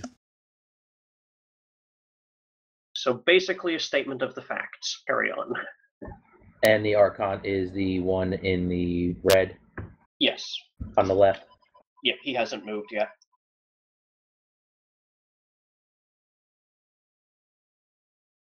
And then sorry, Asura is the one, the red box coming at me from the right. Yep, between you and Grek. The Asura grabbed Grek, whispered something in his ear, and now Grek is standing there looking peaceful and placid. All right. Let's go towards the enemy in diagonal fashion. Down left. All right, the Asura is currently 120 feet from you. All right. Just tell me how far you want to go. Damn, I fly a lot further, but I don't want to fly till I get to the center of the brain. Yeah, let's do the maximum range of 30. Okay. And then we will. Is that the one that? Okay, yeah, I wouldn't know of its resistances. So let's fire off a shot at it. What's the distance I would be to it? From there, you are 90 feet away.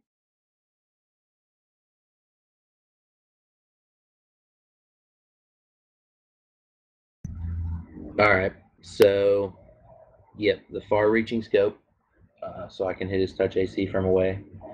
Yep. I would take it's one increment out of range, so -2. -2, and then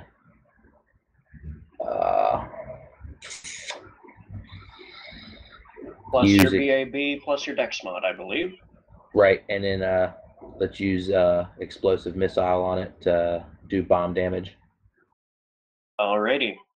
So your total 2-hit modifier is?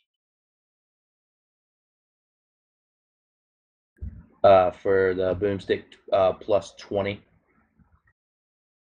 Okay, -2 for the. Did you include the -2 for range? No, it'll be plus 18. Alrighty. D20 plus 18. Or wait a minute. With increased dexterity, that would have increased that. Okay, so yeah, let's. We took long enough that anything would have wore off, right? Even if even hours per level. Yes.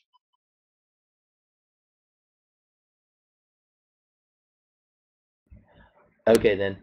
assuming Drake would have started the fight as he starts every fight with the same potions that I've prepared in his hands. Let's go ahead and move me back to the spot I was at. Righto.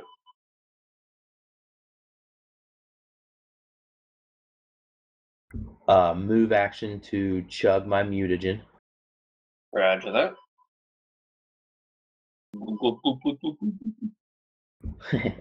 And then with that increased dexterity, that would increase my total range to plus 23, and then plus what my weapon has would be plus 24, minus 2 to 22 is the total. Versus touch AC? Yep. Wait, and you said originally it would have been 130 out of range, or just 110? 120 feet of range. Then another -2 down to 20 again. What do you know? All that mathematical work for nothing. All right. You got a 22 versus touch AC. Only rolled a 2. Doesn't matter. I think you're fucking in it. Let's see here. The Esurendra has a higher touch AC than that. Impressive. You fire and it whizzes between 2 of his arms. All right, then I will. The modification on that particular gun be due to class is another barrel, so I'm going to go ahead and pop it off. You use the move action to drink that potion. You can't use a full round anymore. That's a full round attack. Okay, that's what I was thinking. All right. If you fire both barrels at once, it's an additional 2-hit penalty, but you have to declare that before you shoot. What's the additional to hit? I think it's a further -4. Okay. I can live with that. Go ahead. Proceed. I'm done. All right. Ashlyn. Excellent. Thank you for still including me, and sorry about that, everybody. No worries. It's okay. Ashlyn still has pretty much her start of day normal spell list, so. Let's see here. First of all, she really wants to know what that protein is, because no one wants to charge into battle with something looking that nasty without knowing what they're getting into. So, knowledge planes. And of course, this is the occasion on which she rolls low. She does not know what that thing is. While Vard can look dangerous real fast, I think Drake can look pretty nasty if he needed to. But I mean, just straight disgusting. Yeah, you win the disgusting competition, sir. Yes. Undead form 3. What? No! Don't drip on me! Why? Stay away. Stay away. Right. Do you need me to run Ashlyn, or? I'm just going through her list and seeing what's useful. If you have input, please do. No. It's probably immune to Ice Tomb. It's my opinion that a witch should always try hexes first, then go through spells. And she's standing next to me? Emesua is beside you. Okay, whoever, that's Brad's, right? Yep. Yeah, I would advise she not stand next to me. Good advice. Caution, exploding alchemist. Yeah.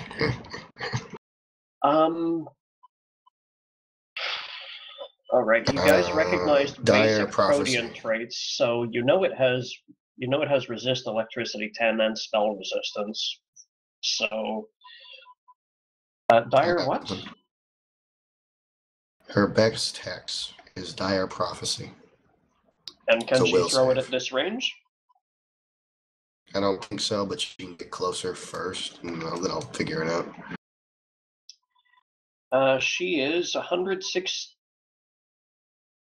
Her closest line of sight to it is 170 feet. Yeah, she's not going to make that in the first turn. Unless this, hold on. Although I think Chain Lightning is a long-range spell. Even if part of the damage would be reduced, it's still damage at range. Yeah, it doesn't list a different range, so like all hexes, it's a 60-foot range for Dire Prophecy. Right. It's really powerful, and she should get it off as soon as she can, but she's not close enough on the first turn. She can either... So this red goop on this stuff. Let's throw a knowledge at that, shall we? Sure. It just looks like steaming hot red goop. She'd have to get close enough to interact with it to figure out what it is. I mean, she doesn't need to stand under it and let it pour on her. She just needs to sample it. That's fine. She's gonna get closer anyway.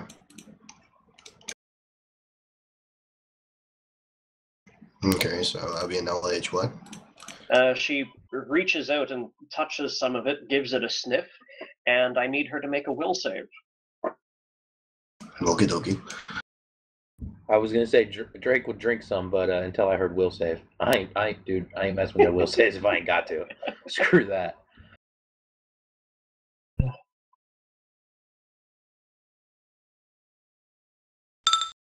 That's hers at a 25. Okay.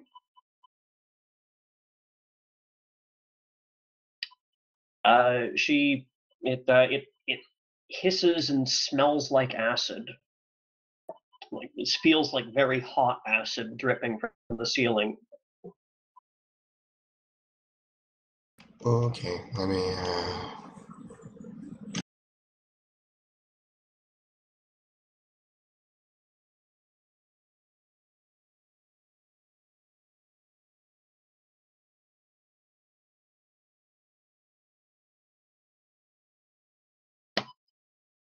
And that's only a move and swift action expended so far. Yeah, I'm looking at something. She has an item for this kind of crap. So I think I know the problem. Yeah, apparently I guess the memory on it did change. I know I didn't do anything since last week. That's for damn sure. Gotcha. How do I open up that box that's supposed to open before Map Tool opens if I've unclicked to open it every time? There is a file in that folder called mt.cfg. Open that in Notepad or something.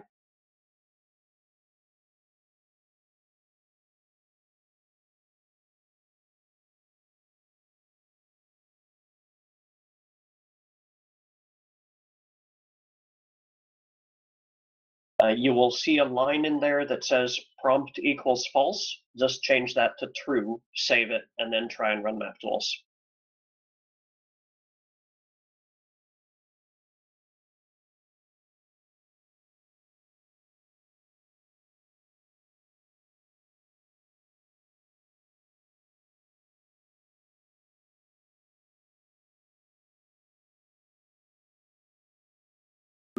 Also, from where Aislinn has moved to, she has no line of sight to the Protean.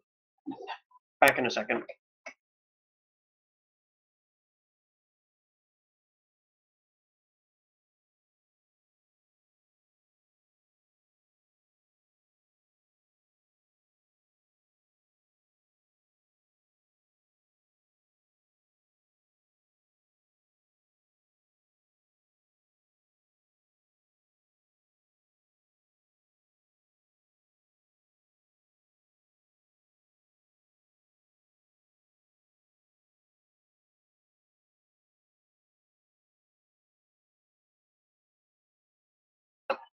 Okay, I'm back. Well, she does have some buff spells, so I'm just looking up to see what these do.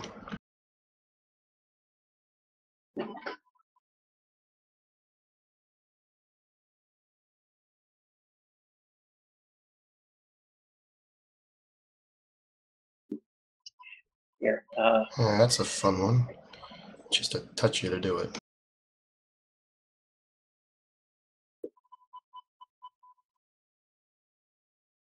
Yeah, right now our best bet is just doing that. Just moving all the way up to Valk so she can start poking him with magic. Alrighty then. None of her spells have enough range, and actually, like, she could web it, but she already knows web won't do a damn thing on this thing. But I think she's close enough now that you can see it and roll a knowledge on it, guy. She doesn't have line of sight, and she cannot retry a knowledge check without some sort of reference material. Right. Okay. So her turn is done. She's just double moved, essentially. Once her turn comes around again, she'll probably start buffing everything. Okay. Greg, you feel quite happy that you've made another new friend.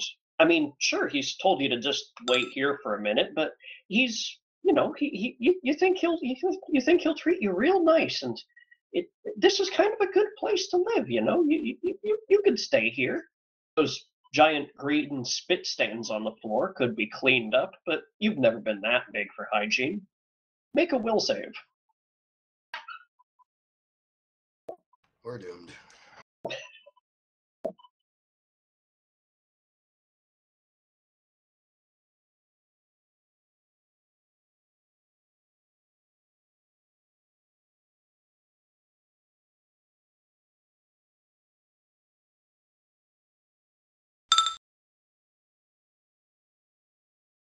And yeah, you're happy to do what your friend says for now.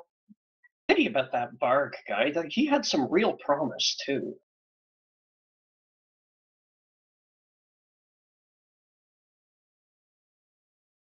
All right, let's see here. The Archon knows what he needs to be doing, and he really hopes that his faith in you guys is going to be held, or is going to show through. So he is going to make for his opposite counterpart. About that far will do. And he is going to, let's see here.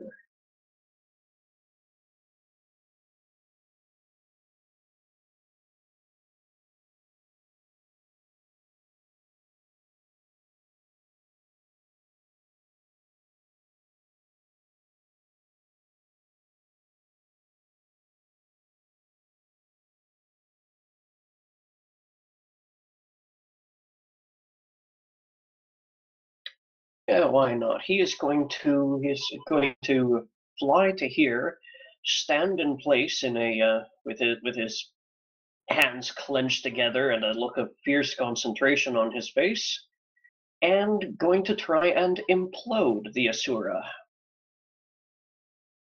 Alright, that's one way to solve a problem. Blow it the fuck up. He even manages to beat its SR.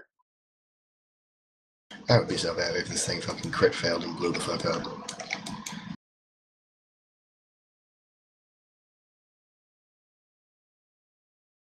So that does 10 per caster level.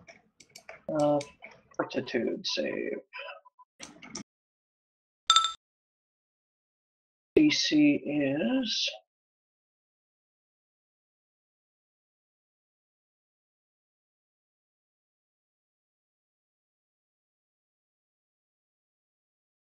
unfortunately shy. Fortunate for who? For the Asura. Sucks to be him. Blow the fuck up, asshole. The Asura manages to press out with its many arms and prevent this shell of intangible force from crushing in on it, which would have caused 190 damage. Instead, it does like a number of Ds. 10 per caster level. Alrighty, that is the Archon's turn. Does the implosion do damage anyway if you roll a fort, or is it just negated? No, Fortitude negates, not halves. Oh, alright. Hopefully Aaliyah's in range and can fucking mind crush this blob monster.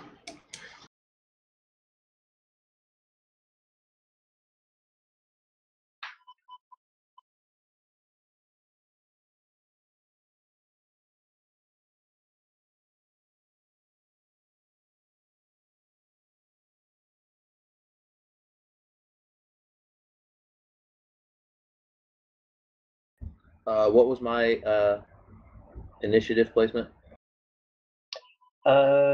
Drake, you are at 12. Top of the order is 23. There is 1, 2, 3, 4, 5 people between Alia and you. It would have been +2 from Gunslinger's initiative. I didn't add that onto my sheet yet. My bad. Okay, so your total initiative should be 7. My sheet shows 9. Oh no, never mind, because that was from the dexterity added after that. Yeah, it would have been +2 from what you had. I have 5.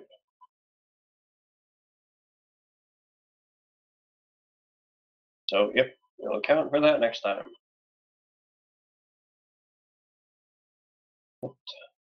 Seven.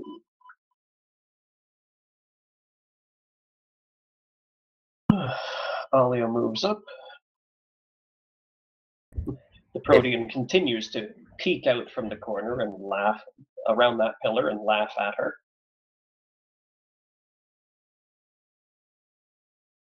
If I place that in the miscellaneous section for initiative, is that a stat that saves? Yes, it is. But they all save.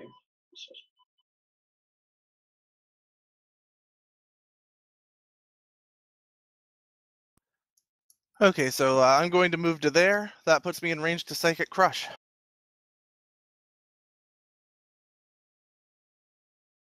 Alrighty. Also, you can throw a knowledge at him at this point. I think you're close. But definitely, you already threw one. Never mind. Yep. So first of all, spell resistance.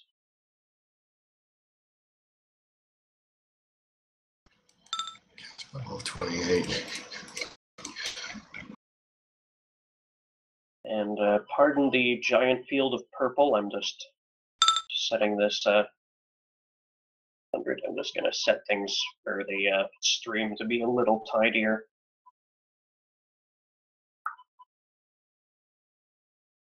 So much purple. I think there. Oh, I was on target, just a little too small.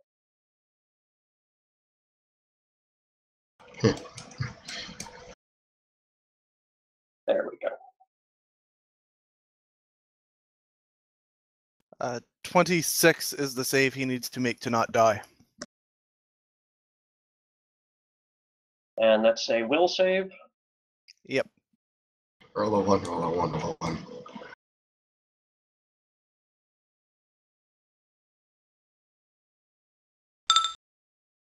Oh. No, he's not immune if he's making the roll. Which means if I do it enough, it'll work. Yep.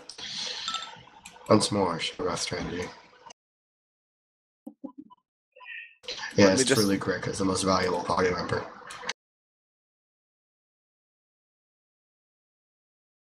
So he takes 10d6 points of empathic damage. Okay.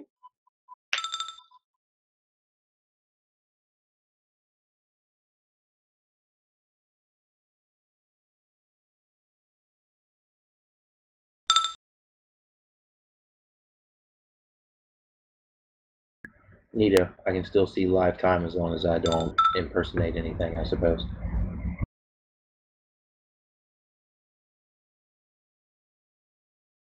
I beg pardon? Yeah. As so far, I haven't impersonated my token, and I can still watch the game live on Map Tools. Yep. Okay, and a jolt. 28 versus touch, you say? That does in fact hit. It does nothing.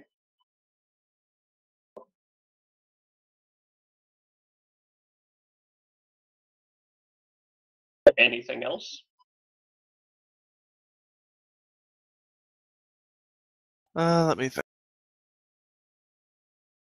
So I've moved, I've cast. I don't have any swift actions, so yeah, I'm done. The Asura says, Grek, you hear whispers in your mind, and as the Asura says, "Here, look at this big, haughty old angel. He's trying to do me harm. Could you help me out with him just a little bit? And then the Asura, let's see here.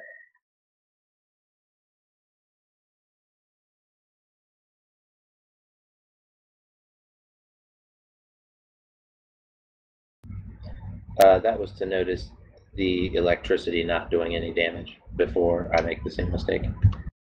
You are that column of water and those columns of stone in the way. You couldn't possibly have seen that.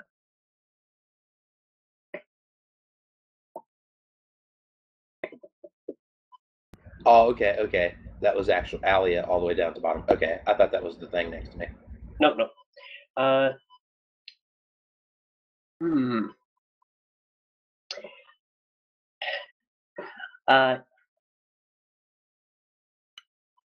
I know, Emesua will understand this. Drake, what is your list of languages?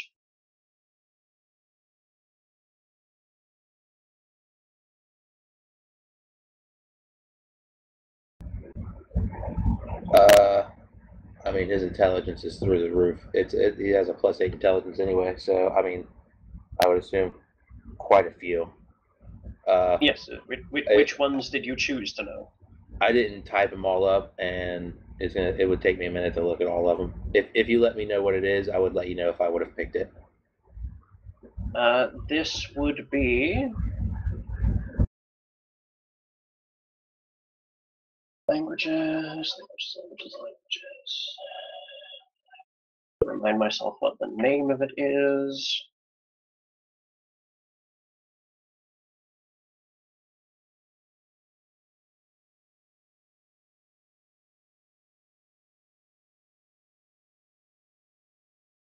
Here we go. It is Abyssal. And that's like demons and stuff. Yes. No, I wouldn't have it.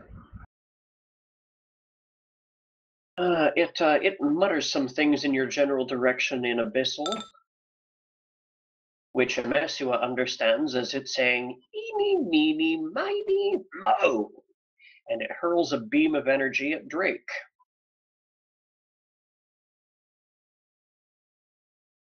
Deflect it with a headbutt. Drake, I require from you a fortitude save. Ah, nice. Much better. Much better than Will.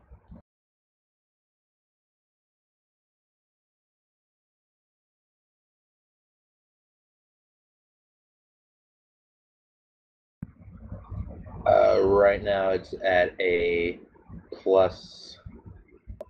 Do I get anything else from the that thing itself? 1 second.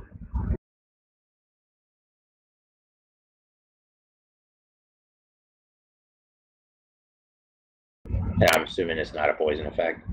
It is not.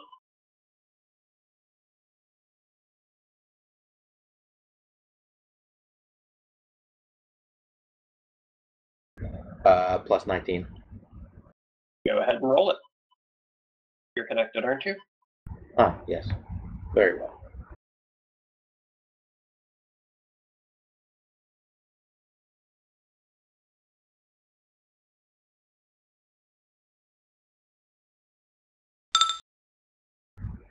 $32. Alrighty. Some weird twisting force attempts to take hold of you, but you manage to fight it off. You're not sure what that was, and there's no one with spellcraft inside of you unless you have craft ranks. The Archmon isn't going to say anything. He's just yeah, that'll be fine. Let's see. Plus 23. When I change the temporary score on my abilities, it changes the score on my skills automatically, right? In the macros here? No. No, on my character sheet. I don't think so. From D&D sheets. No, not use. Oh, actually, yes, but it's unreliable. Okay, then give me a quick second here.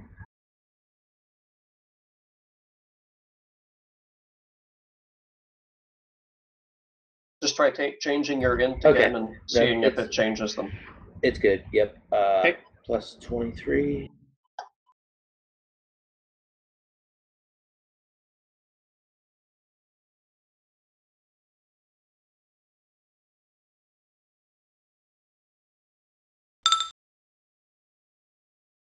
All right. It just attempted to hit you with a baleful polymorph. Dick. Okay. And is going to toss up a. Is this the spell I'm thinking of?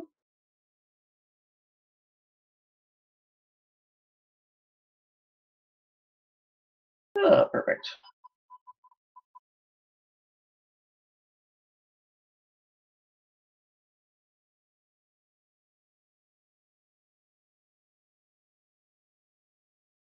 And it tosses out.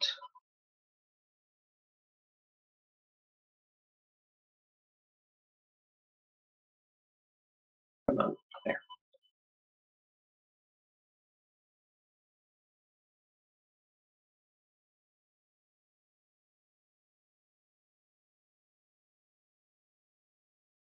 It tosses out onto the field a huge patch of blackness that obscures it. And that's its turn. Emesua.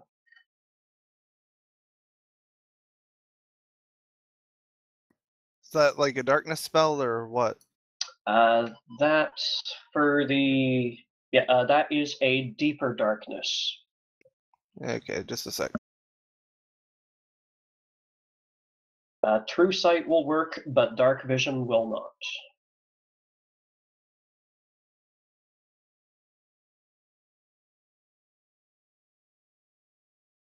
Okay, she has blind sense 60. Yeah, blind. That's what I was about to say. Blind sense.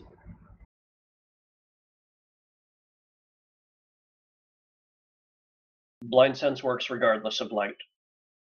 Okay.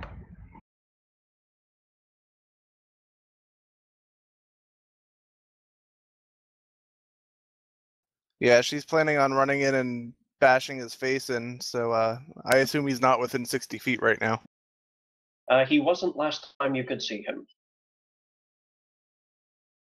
Okay, I'm going to slowly move into the cloud. I'm going to move into the cloud and see when I can see him.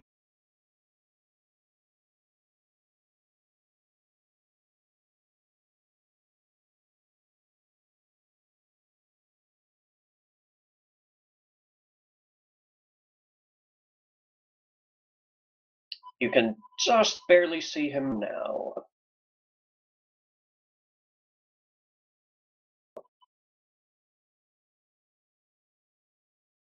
Okay, that puts me.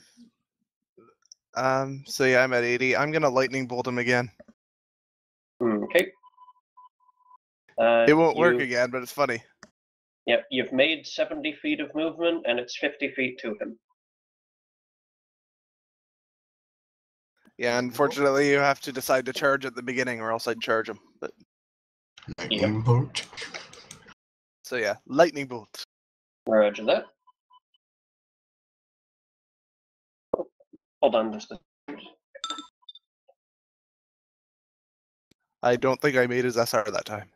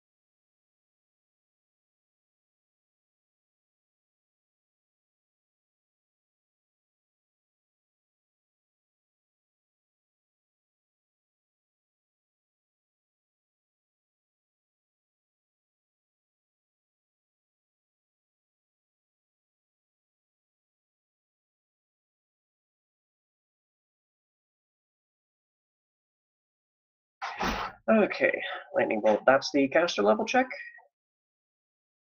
Yep. That bounces harmlessly off of his armor.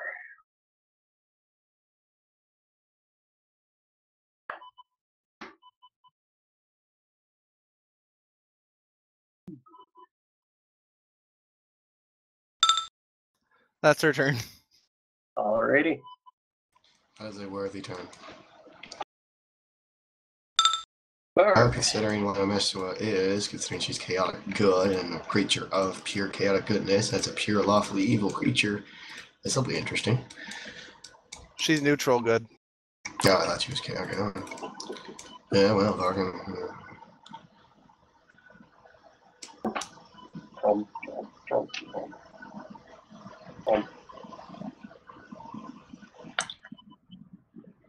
I'm just debating where I can go. You said these. No, it's stupid, but it's Varg. He's probably just gonna pile drive through the pillars and go crush this fucker between his claws. The question is, what do I need to roll to do that? He's basically gonna charge him, and anything in his way is just gonna get flattened. You may charge the pillars and attempt to damage them with a strength check.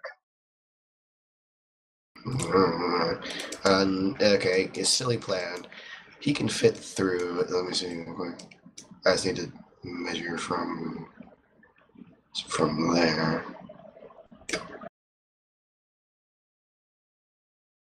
Okay, yeah, I need to knock down at least one pillar, so let's try that. Strength checker. Yep.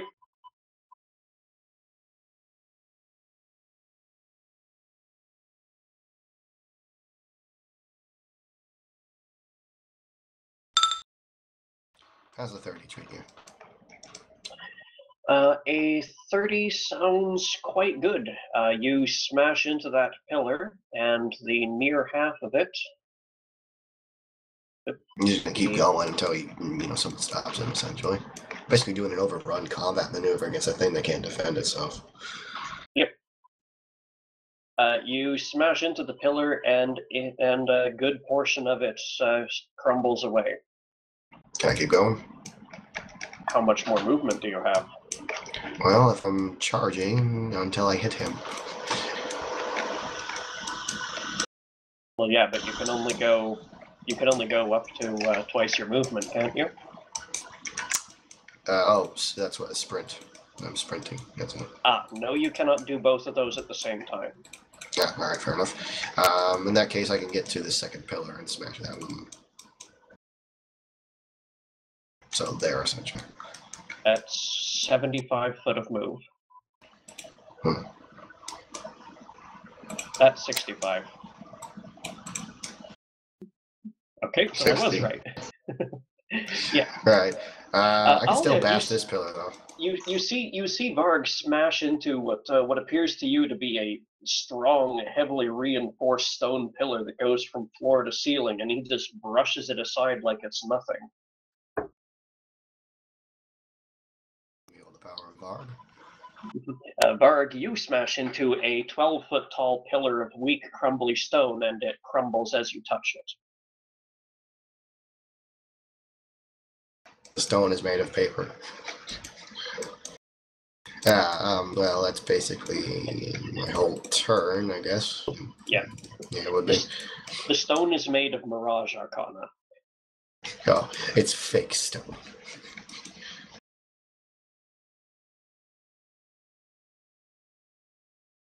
However, it's not going to stop Varg. You are all ignorant of that fact because the only people who could figure out that it is Mirage Arcana failed to identify it as an illusion. All Varg knows is that he can smash through it like it's paper. He's going to smash his way straight towards that thing. Oh, it's not paper. It still has hit points. It's just you managed to overcome half of them. It's Varg. He's going to just pile drive through whatever's in his way. Nimblin...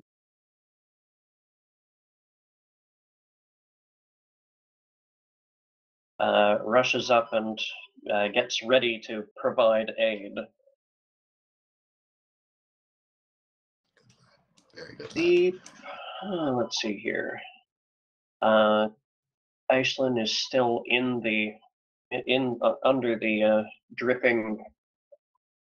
Pardon me, the hot dripping acid.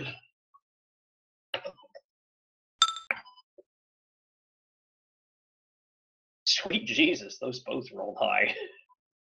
That's just mean. Is this a magic attack at all? Is a spell doing this? It's technically shadow it's technically shadow, but she failed to resist, so she takes fall damage. Well, no, it's a matter of she has spell resistance, that's all. No, it is not subject to spell resistance. Okay, that's all you need to know. Let's see here.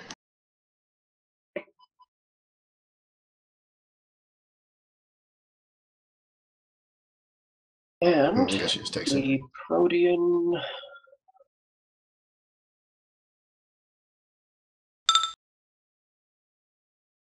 Oh, that's not right.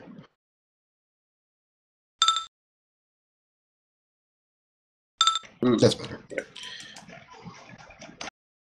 It sees Varg coming for it, and it relishes the challenge.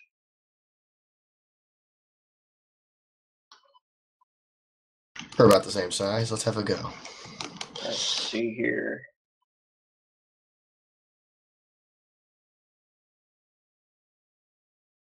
Well, you already made his roar of challenge, so, come at me, bro. Yep. That does Rasa like men.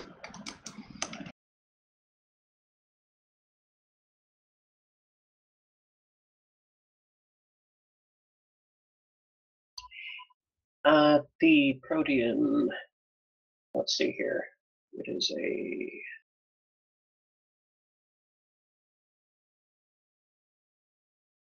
That will do. Dances to the side, cackles in glee, and throws out a giant blast of rainbow beams. Rainbows. Each creature in the area are struck by. Let's see here. Alia, Varg, Nimblin. I vote Nimblin has some cover, but I don't know. Okay. That's a 1 for Alia. You may make a reflex save. You take 20 points of fire damage. Varg, you... Spell resistance. I know you're probably going to pile drive right through it, but you can roll a 1, asshole. Yep. What is its effective casting ability?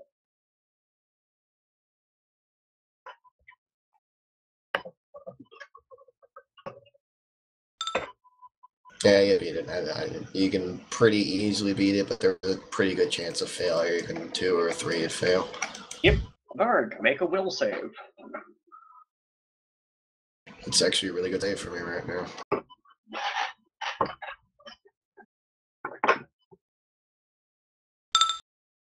That's gonna do a 39.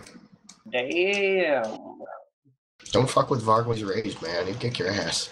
Yep, alright. You are not insane as per the spell Insanity.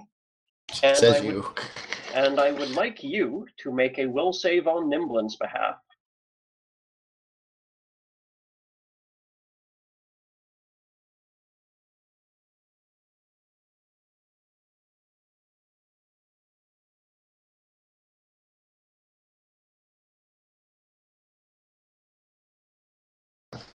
May I consider him behind partial cover due to the fact he is behind most of a pillar?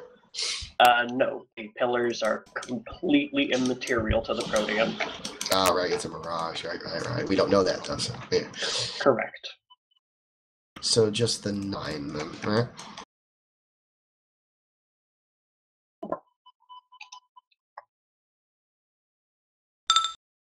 It's a 16 for you. Let's see here.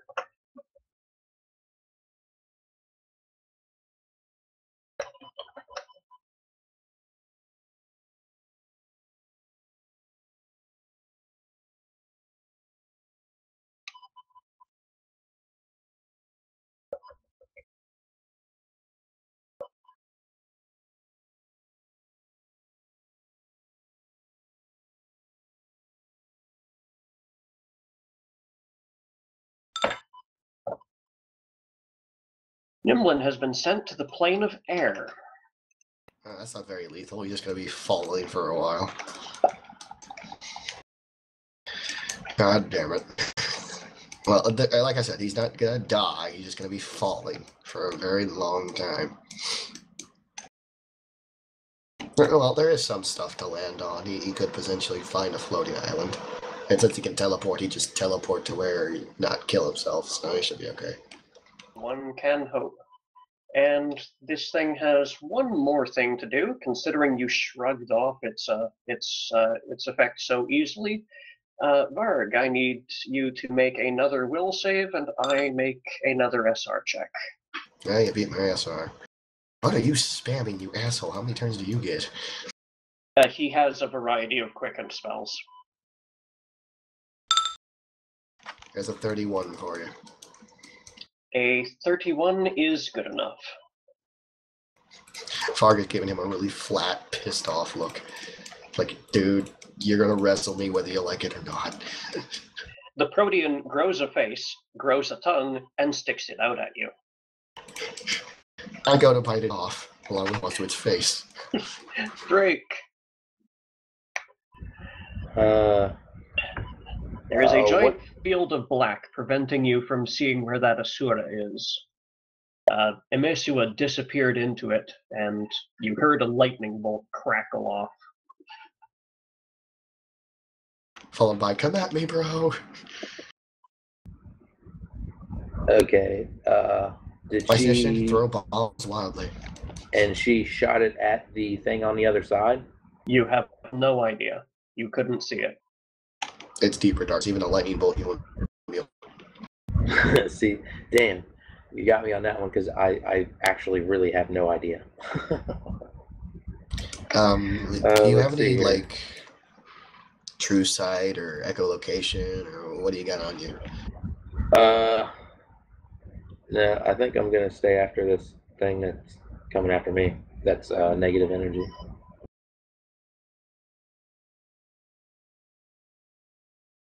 All right, let's start the round like move action to use the extract in my tail.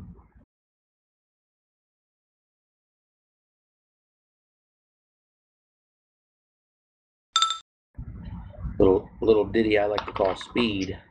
Gives me haste and heroism at the same time. Nice. Roger that. Oh, by the way, you cannot use commas in the spells in the spell list. Yep, I figured that out. Use periods or slashes or something. Anything except commas, semicolons, and equal signs. Yep. Did the alchemist just take speed? Yes, the alchemist just took speed. We're all gonna die. And for flavor, that's it's red potion in a long tube that when I pop the cork on it, it turns into mist and just kind of goes into my body. Oh yeah. Yeah, I'm really happy I'm way the fuck over here. Not to mention, wait till I find a token for the distorted me from my mutagen. I'm gonna look for that tonight. Yeah. So that when I drink one, I don't even look the same. Let me tell you. Okay, so you're on speed. Yeah, I have that on, and then that was a move action. Let's use who is that down there? Aisling. I wonder what Aisling's going to do. I have no idea what she was doing. Let's use the standard action to. I'm far enough in to take flight, right? Oh yeah. All right, and then that gives me quite a bit more movement range. Let's move to.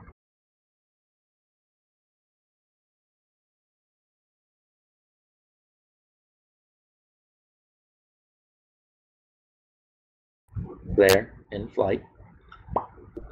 I'll go ahead and use him in touchdown. I don't want that guy taking control of me while I'm in the air. All right.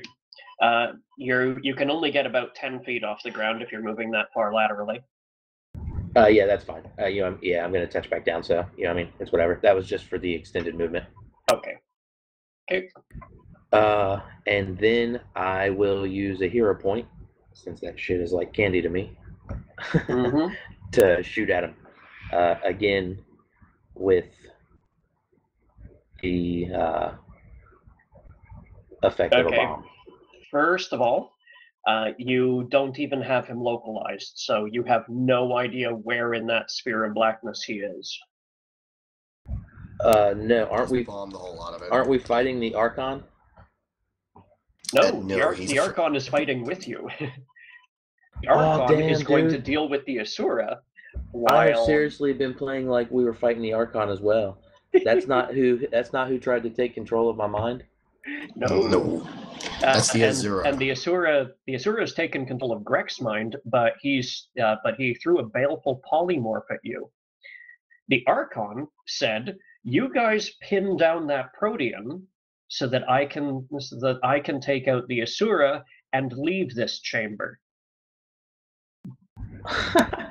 That's off the hook. I was wondering why my measurements with the ruler weren't adding up to what you were telling me, but I was like, well, I'm figuring he probably knows. All right then. I would have missed that first shot anyway at that other guy. I would still have drank that potion. What does having a familiar give me? Is that what gives me blind sense with a bat familiar? I think it's pretty short range, but I do believe that is the benefit of a bat. 1 second. Is this still your tumor familiar? Yep. For Joshua's sake, yes, Drake has a wart on his back that occasionally peels itself off of his skin and goes flying on its own as a familiar. I like it a free 5-foot step movement further away from him. Purely just flavor-wise. Not off your turn. In that case, I will take off in the other direction than I was going before and head towards that guy. No way bat only gives you a +3 bonus on fly checks. But your bat itself does have blind sense 20 feet. And since he's attached to me, is there a way for me to move with him telling me how to go? Because one of the languages I was going to run by you was actually echolocation with the bat. As you can communicate with your familiar empathically fairly well. It's good enough that your bat will tell you if you're about to run into a wall or the ceiling, but not good enough for him to give you directions to creatures. Okay, then. Meaning you can safely fly in darkness, but don't expect to fly among a maze of stalactites.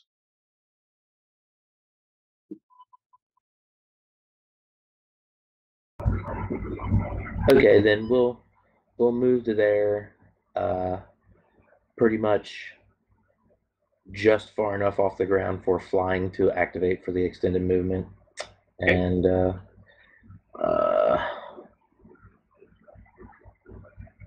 he hasn't moved. I don't think he's moved since the darkness went up either. You have no way of knowing. Right.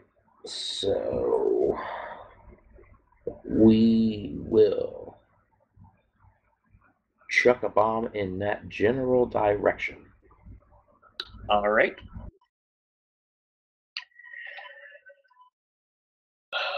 You want to chuck a bomb to where you last saw him. You have moved in the meantime. I will need a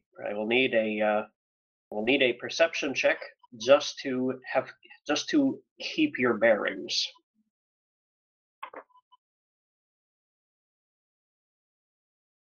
Because while you were moving about in the light, maybe you could keep track of where you were, but in darkness, who knows?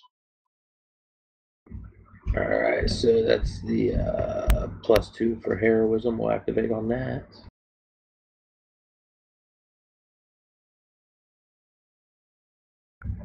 For a 31.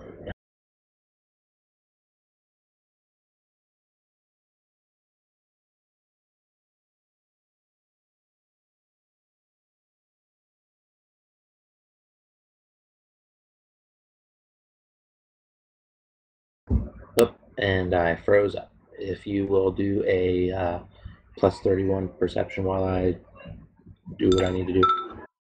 Okay. Alrighty.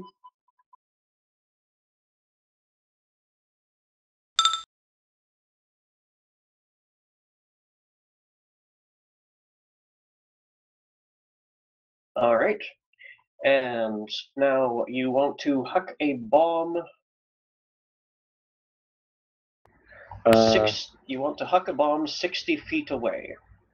No, I take back the bomb. I mean, for one, I would have to use a hero point for the second standard action, and I've decided not to use a hero point. Knowing I'm not fighting the guy I thought I was fighting. Okay. Yep, sorry. Alrighty, that's it then? Yeah, we'll touch back down. I'll go ahead and waste a whole minute just to touch back down right there. Yeah, that's just part of your move, no worry. Aislinn is still standing under the dripping gunk, but it doesn't affect her till the Protean's turn. She might want to get out from under there. It extends to this line approximately. It got erased when I put the masking layer down. Okie dokie. Yep. Actually, she might go.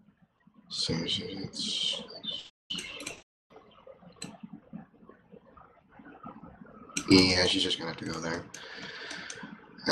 She doesn't really have anything else to do. Like I said, all of her range is too short. She has to wait until they're pretty close to be able to do anything.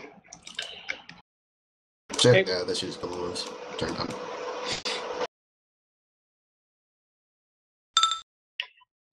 Greg, your friend asked you to help deal with that annoying Archon over there. You feel like that would probably be a good idea.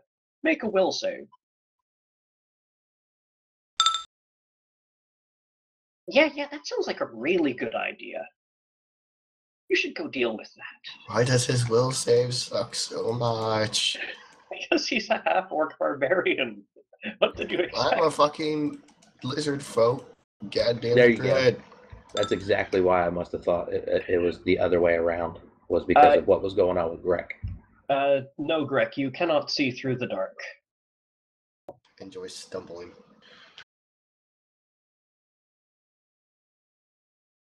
I mean, you know it's not a solid wall, but it's an inky blackness to you.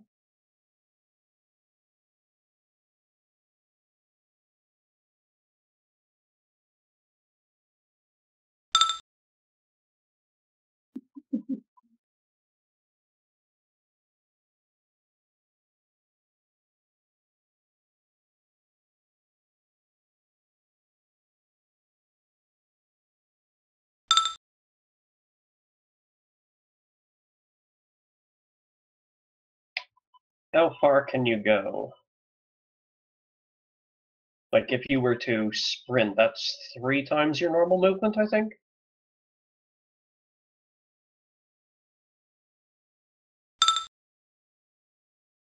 Normal 50, Jesus. Okay.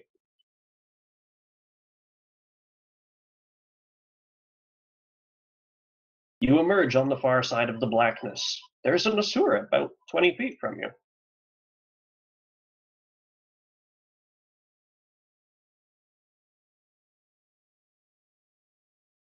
And that was a all-round action, pretty much.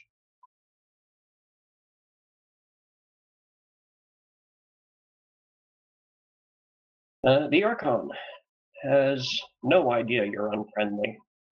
What can he do about this darkness? 1 second.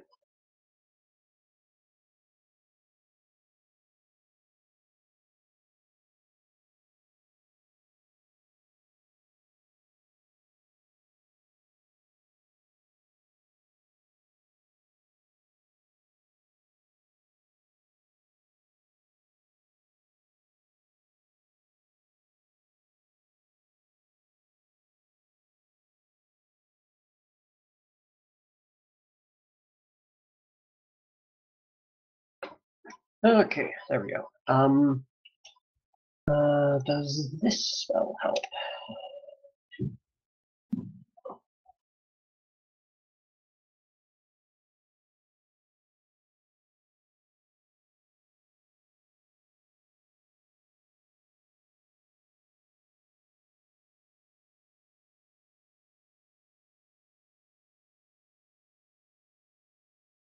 Ooh, that will help. Okay, the Archon is going to cast Sunbeam.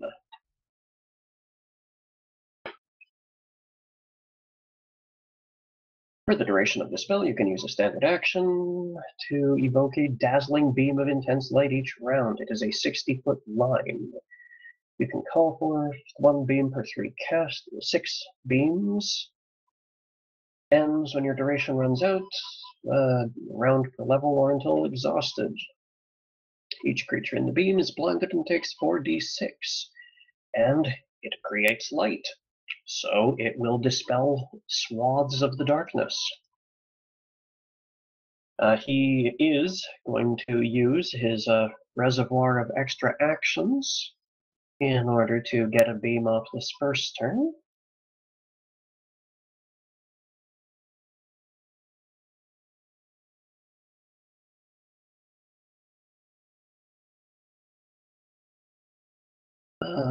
The object there, I believe.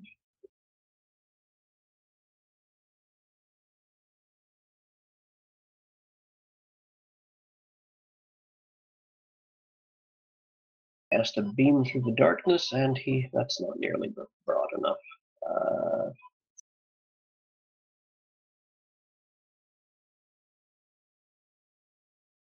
That's better. And he will charge in. He will charge in to hunt down that Asura.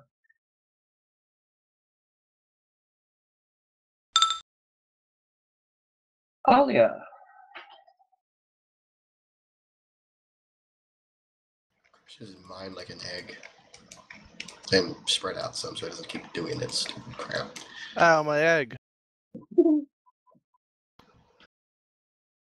It's a spread. You don't need to be closer, do you? You just spread out. Mind Crush. Or you do realize this is Alia fucking Ripken you're talking to, yes? Yeah, I know. It's like talking to a brick wall, but you gotta try. If you were in my position, you know you'd try to. Alrighty, make your spell resistance check.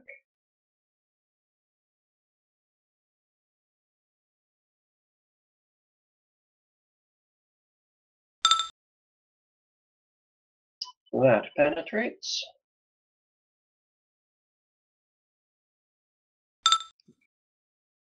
Ooh, that might be low enough, isn't it? The DC was 26. Alrighty, let's see here. Victory! Excuse me while I go stomp on the corpse, though. It doesn't leave a corpse. No. You made me a sad panda.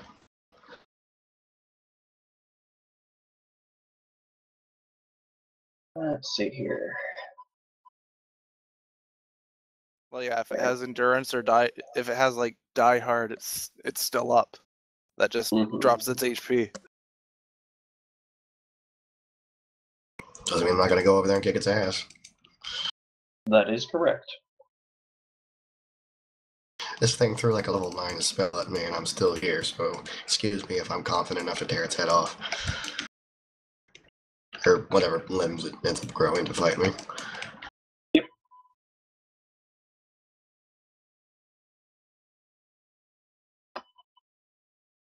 So, you hit it, it begins to crumble, and then there's a flash of brilliant light inside its body. It's going to affect the net change in HP here.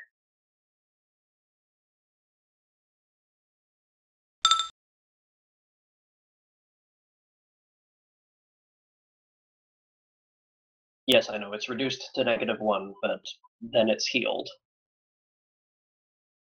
Oh, that's weird. However, it looks in bad shape. Do you have a swift action? Yeah, I'll be right back in a moment. Then I'm done.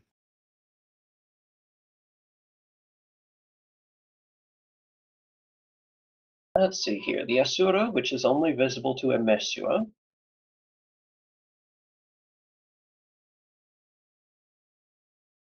Hmm.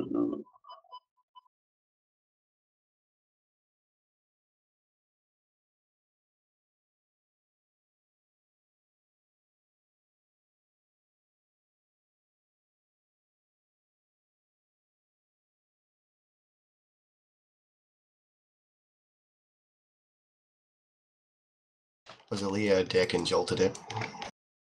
Yes. It has resist electricity. It doesn't care. It's still mean. Yes.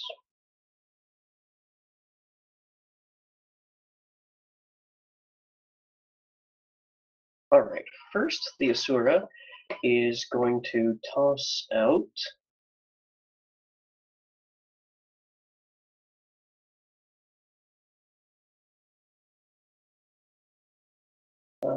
Yeah, this is going to target a Mesua this time.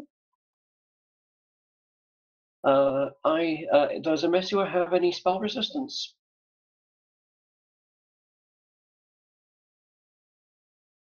Yeah, she has SR 26. Okay.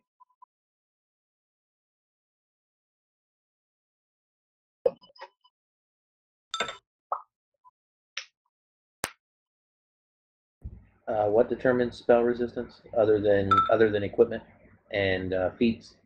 Having spell resistance. If you have a spell that grants it, it grants it. If you have a feat or something, it grants it. There's no real there's no attribute that gives it to you. Okay. All right. So I need her to make a will save.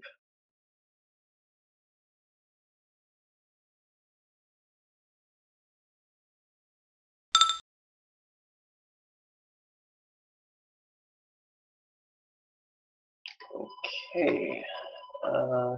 Cetaceal Legathion. Just need to double check something about her. She is not immune.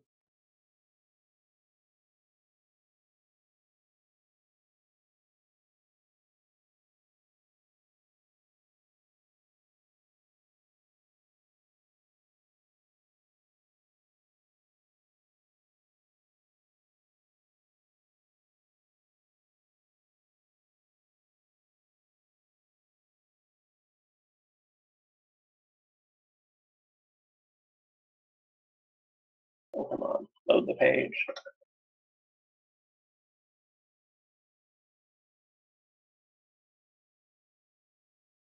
Fine. I'll use this image.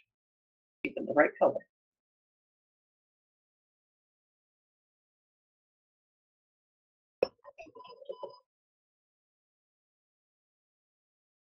Emesua is now an armadillo. Awesome.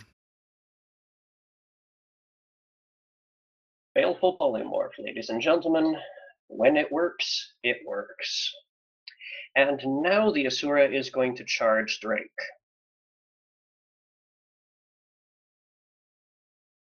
With pounce.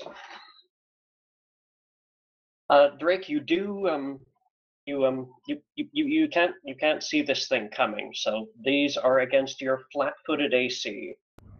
And nothing from a familiar can benefit from that. Your familiar is not able to tell you what direction the attacks are coming from or anything. Unless you have uncanny dodge and thus cannot be caught flat-footed.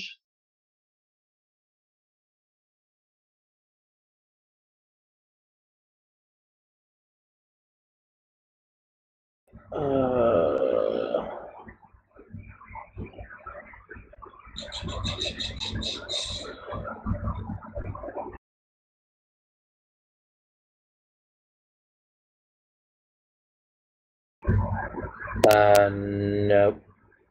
Alrighty. Here comes the hurt. Can't use a hero point to interrupt it. Not as far as I know. This thing is pounds. Jesus Christ. Let's see here. None of those are critical threats, so just tell me if any of them missed.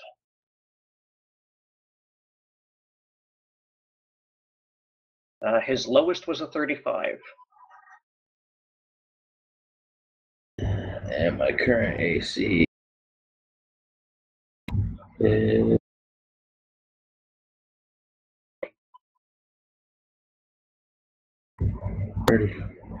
34 on the sheet plus.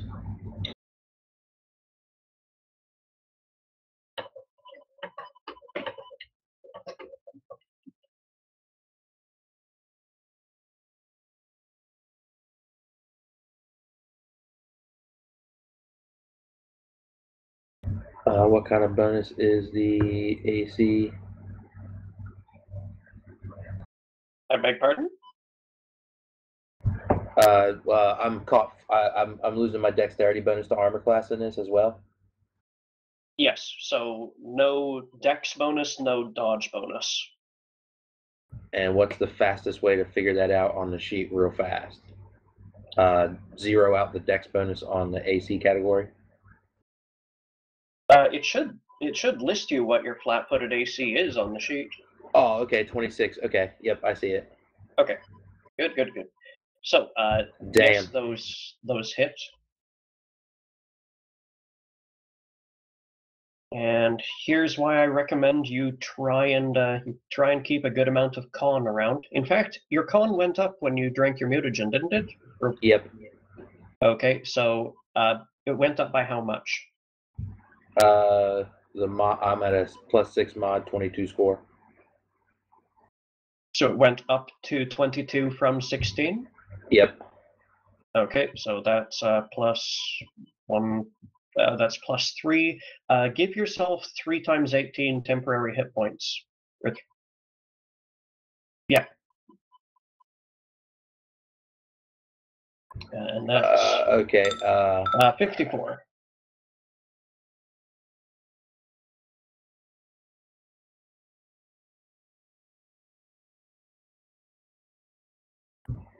And that's I do that with properties. Do I change the heal too? macro? The heal macro will give you temporary hit points if you choose temporary in the drop down there.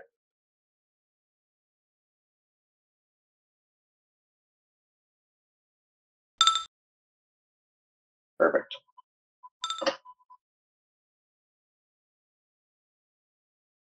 Take yourself 133.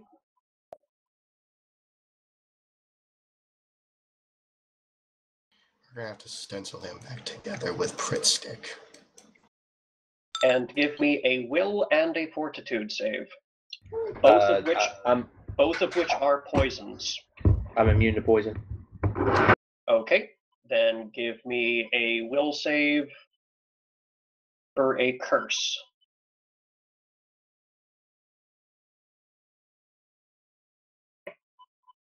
No, I don't like that. I'm immune to curses too. Die. Okay. I know immunity poison is an alchemist thing. Yep, and then again, yeah, me and hero points before the roll. I can use it to give me a bonus of +4. Before the roll, you can use it to give you a bonus of +8. After the roll, only +4. Okay, and then oh my God, did you say will? Will save. Oh dear God, this ain't good. So why does everyone's will save suck except mine? It doesn't make sense. I mean, it's Vog for fuck's sake. Yeah, he's a druid, but come on. It's Vog. I understand. He has a wisdom score. Yeah, I understand why his fortitude is good, because he's constantly, probably trying poisons and shit on himself, hence the immunity to that as well. But you would think his will would be decent. Yeah, he has ADHD, like all alchemists. So yeah, let me add this up. Total heroism +2. to miscellaneous. And then I will use the hero point to give me +8 temporary mod.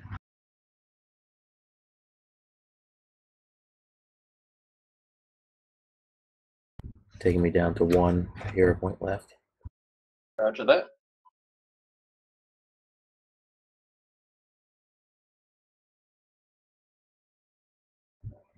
To give me a +18 to the will save. All right. Go away, kid. Go away.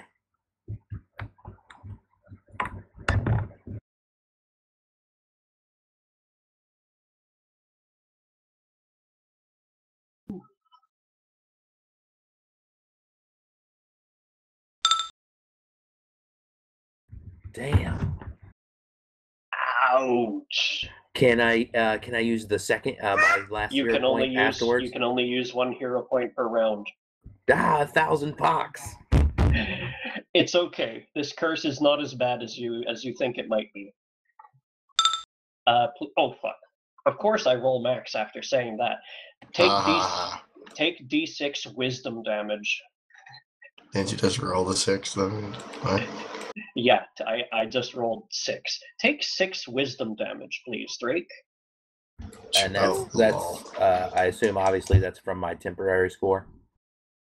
Yeah, if you do that to the temp scores field, then it will, yeah. And it'll affect your will save as appropriate. Of course it will. Yeah, this is the Curse of False Wisdom, just FYI. When this one's dead, we'll swing north and tear his head off. You're going to be walking around drooling fast if you don't get cured of that. Yeah, I'm good. Okay. And let's see here. Poison, curse. There's what I was missing. Grab.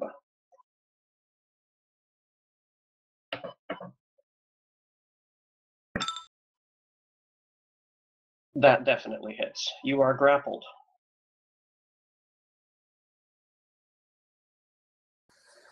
That Archon really better pull through for you, buddy.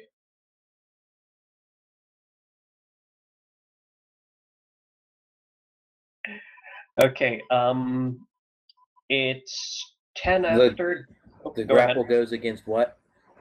The grapple prevents you from doing anything you need both hands for, and your AC is dropped a little. Varg's the expert on grapples, but the important Let's put it this way: if he's grabbed you, you can't get away because I doubt you have a good enough grapple to get the fuck out of there. Do you have escape artist as a skill? That you put points in yeah, I'm still not worried about any of that. Does it stop all 5 of my hands? And theoretically, yes.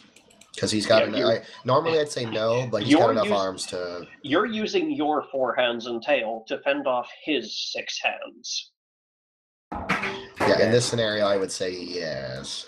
But the big deal is not that you can't get away, per se. It's that he will now rape you in the face with 6 claw attacks, potentially with rake, and who the fuck knows what else. Yeah, again, like I said, I'm still not worried about that. Okay. Alright, you ain't worried about shit then. You don't fear a damn thing. Alright, have fun. It is 10 after right now. Does anyone have to run in the next 15 minutes? I actually have to go right now.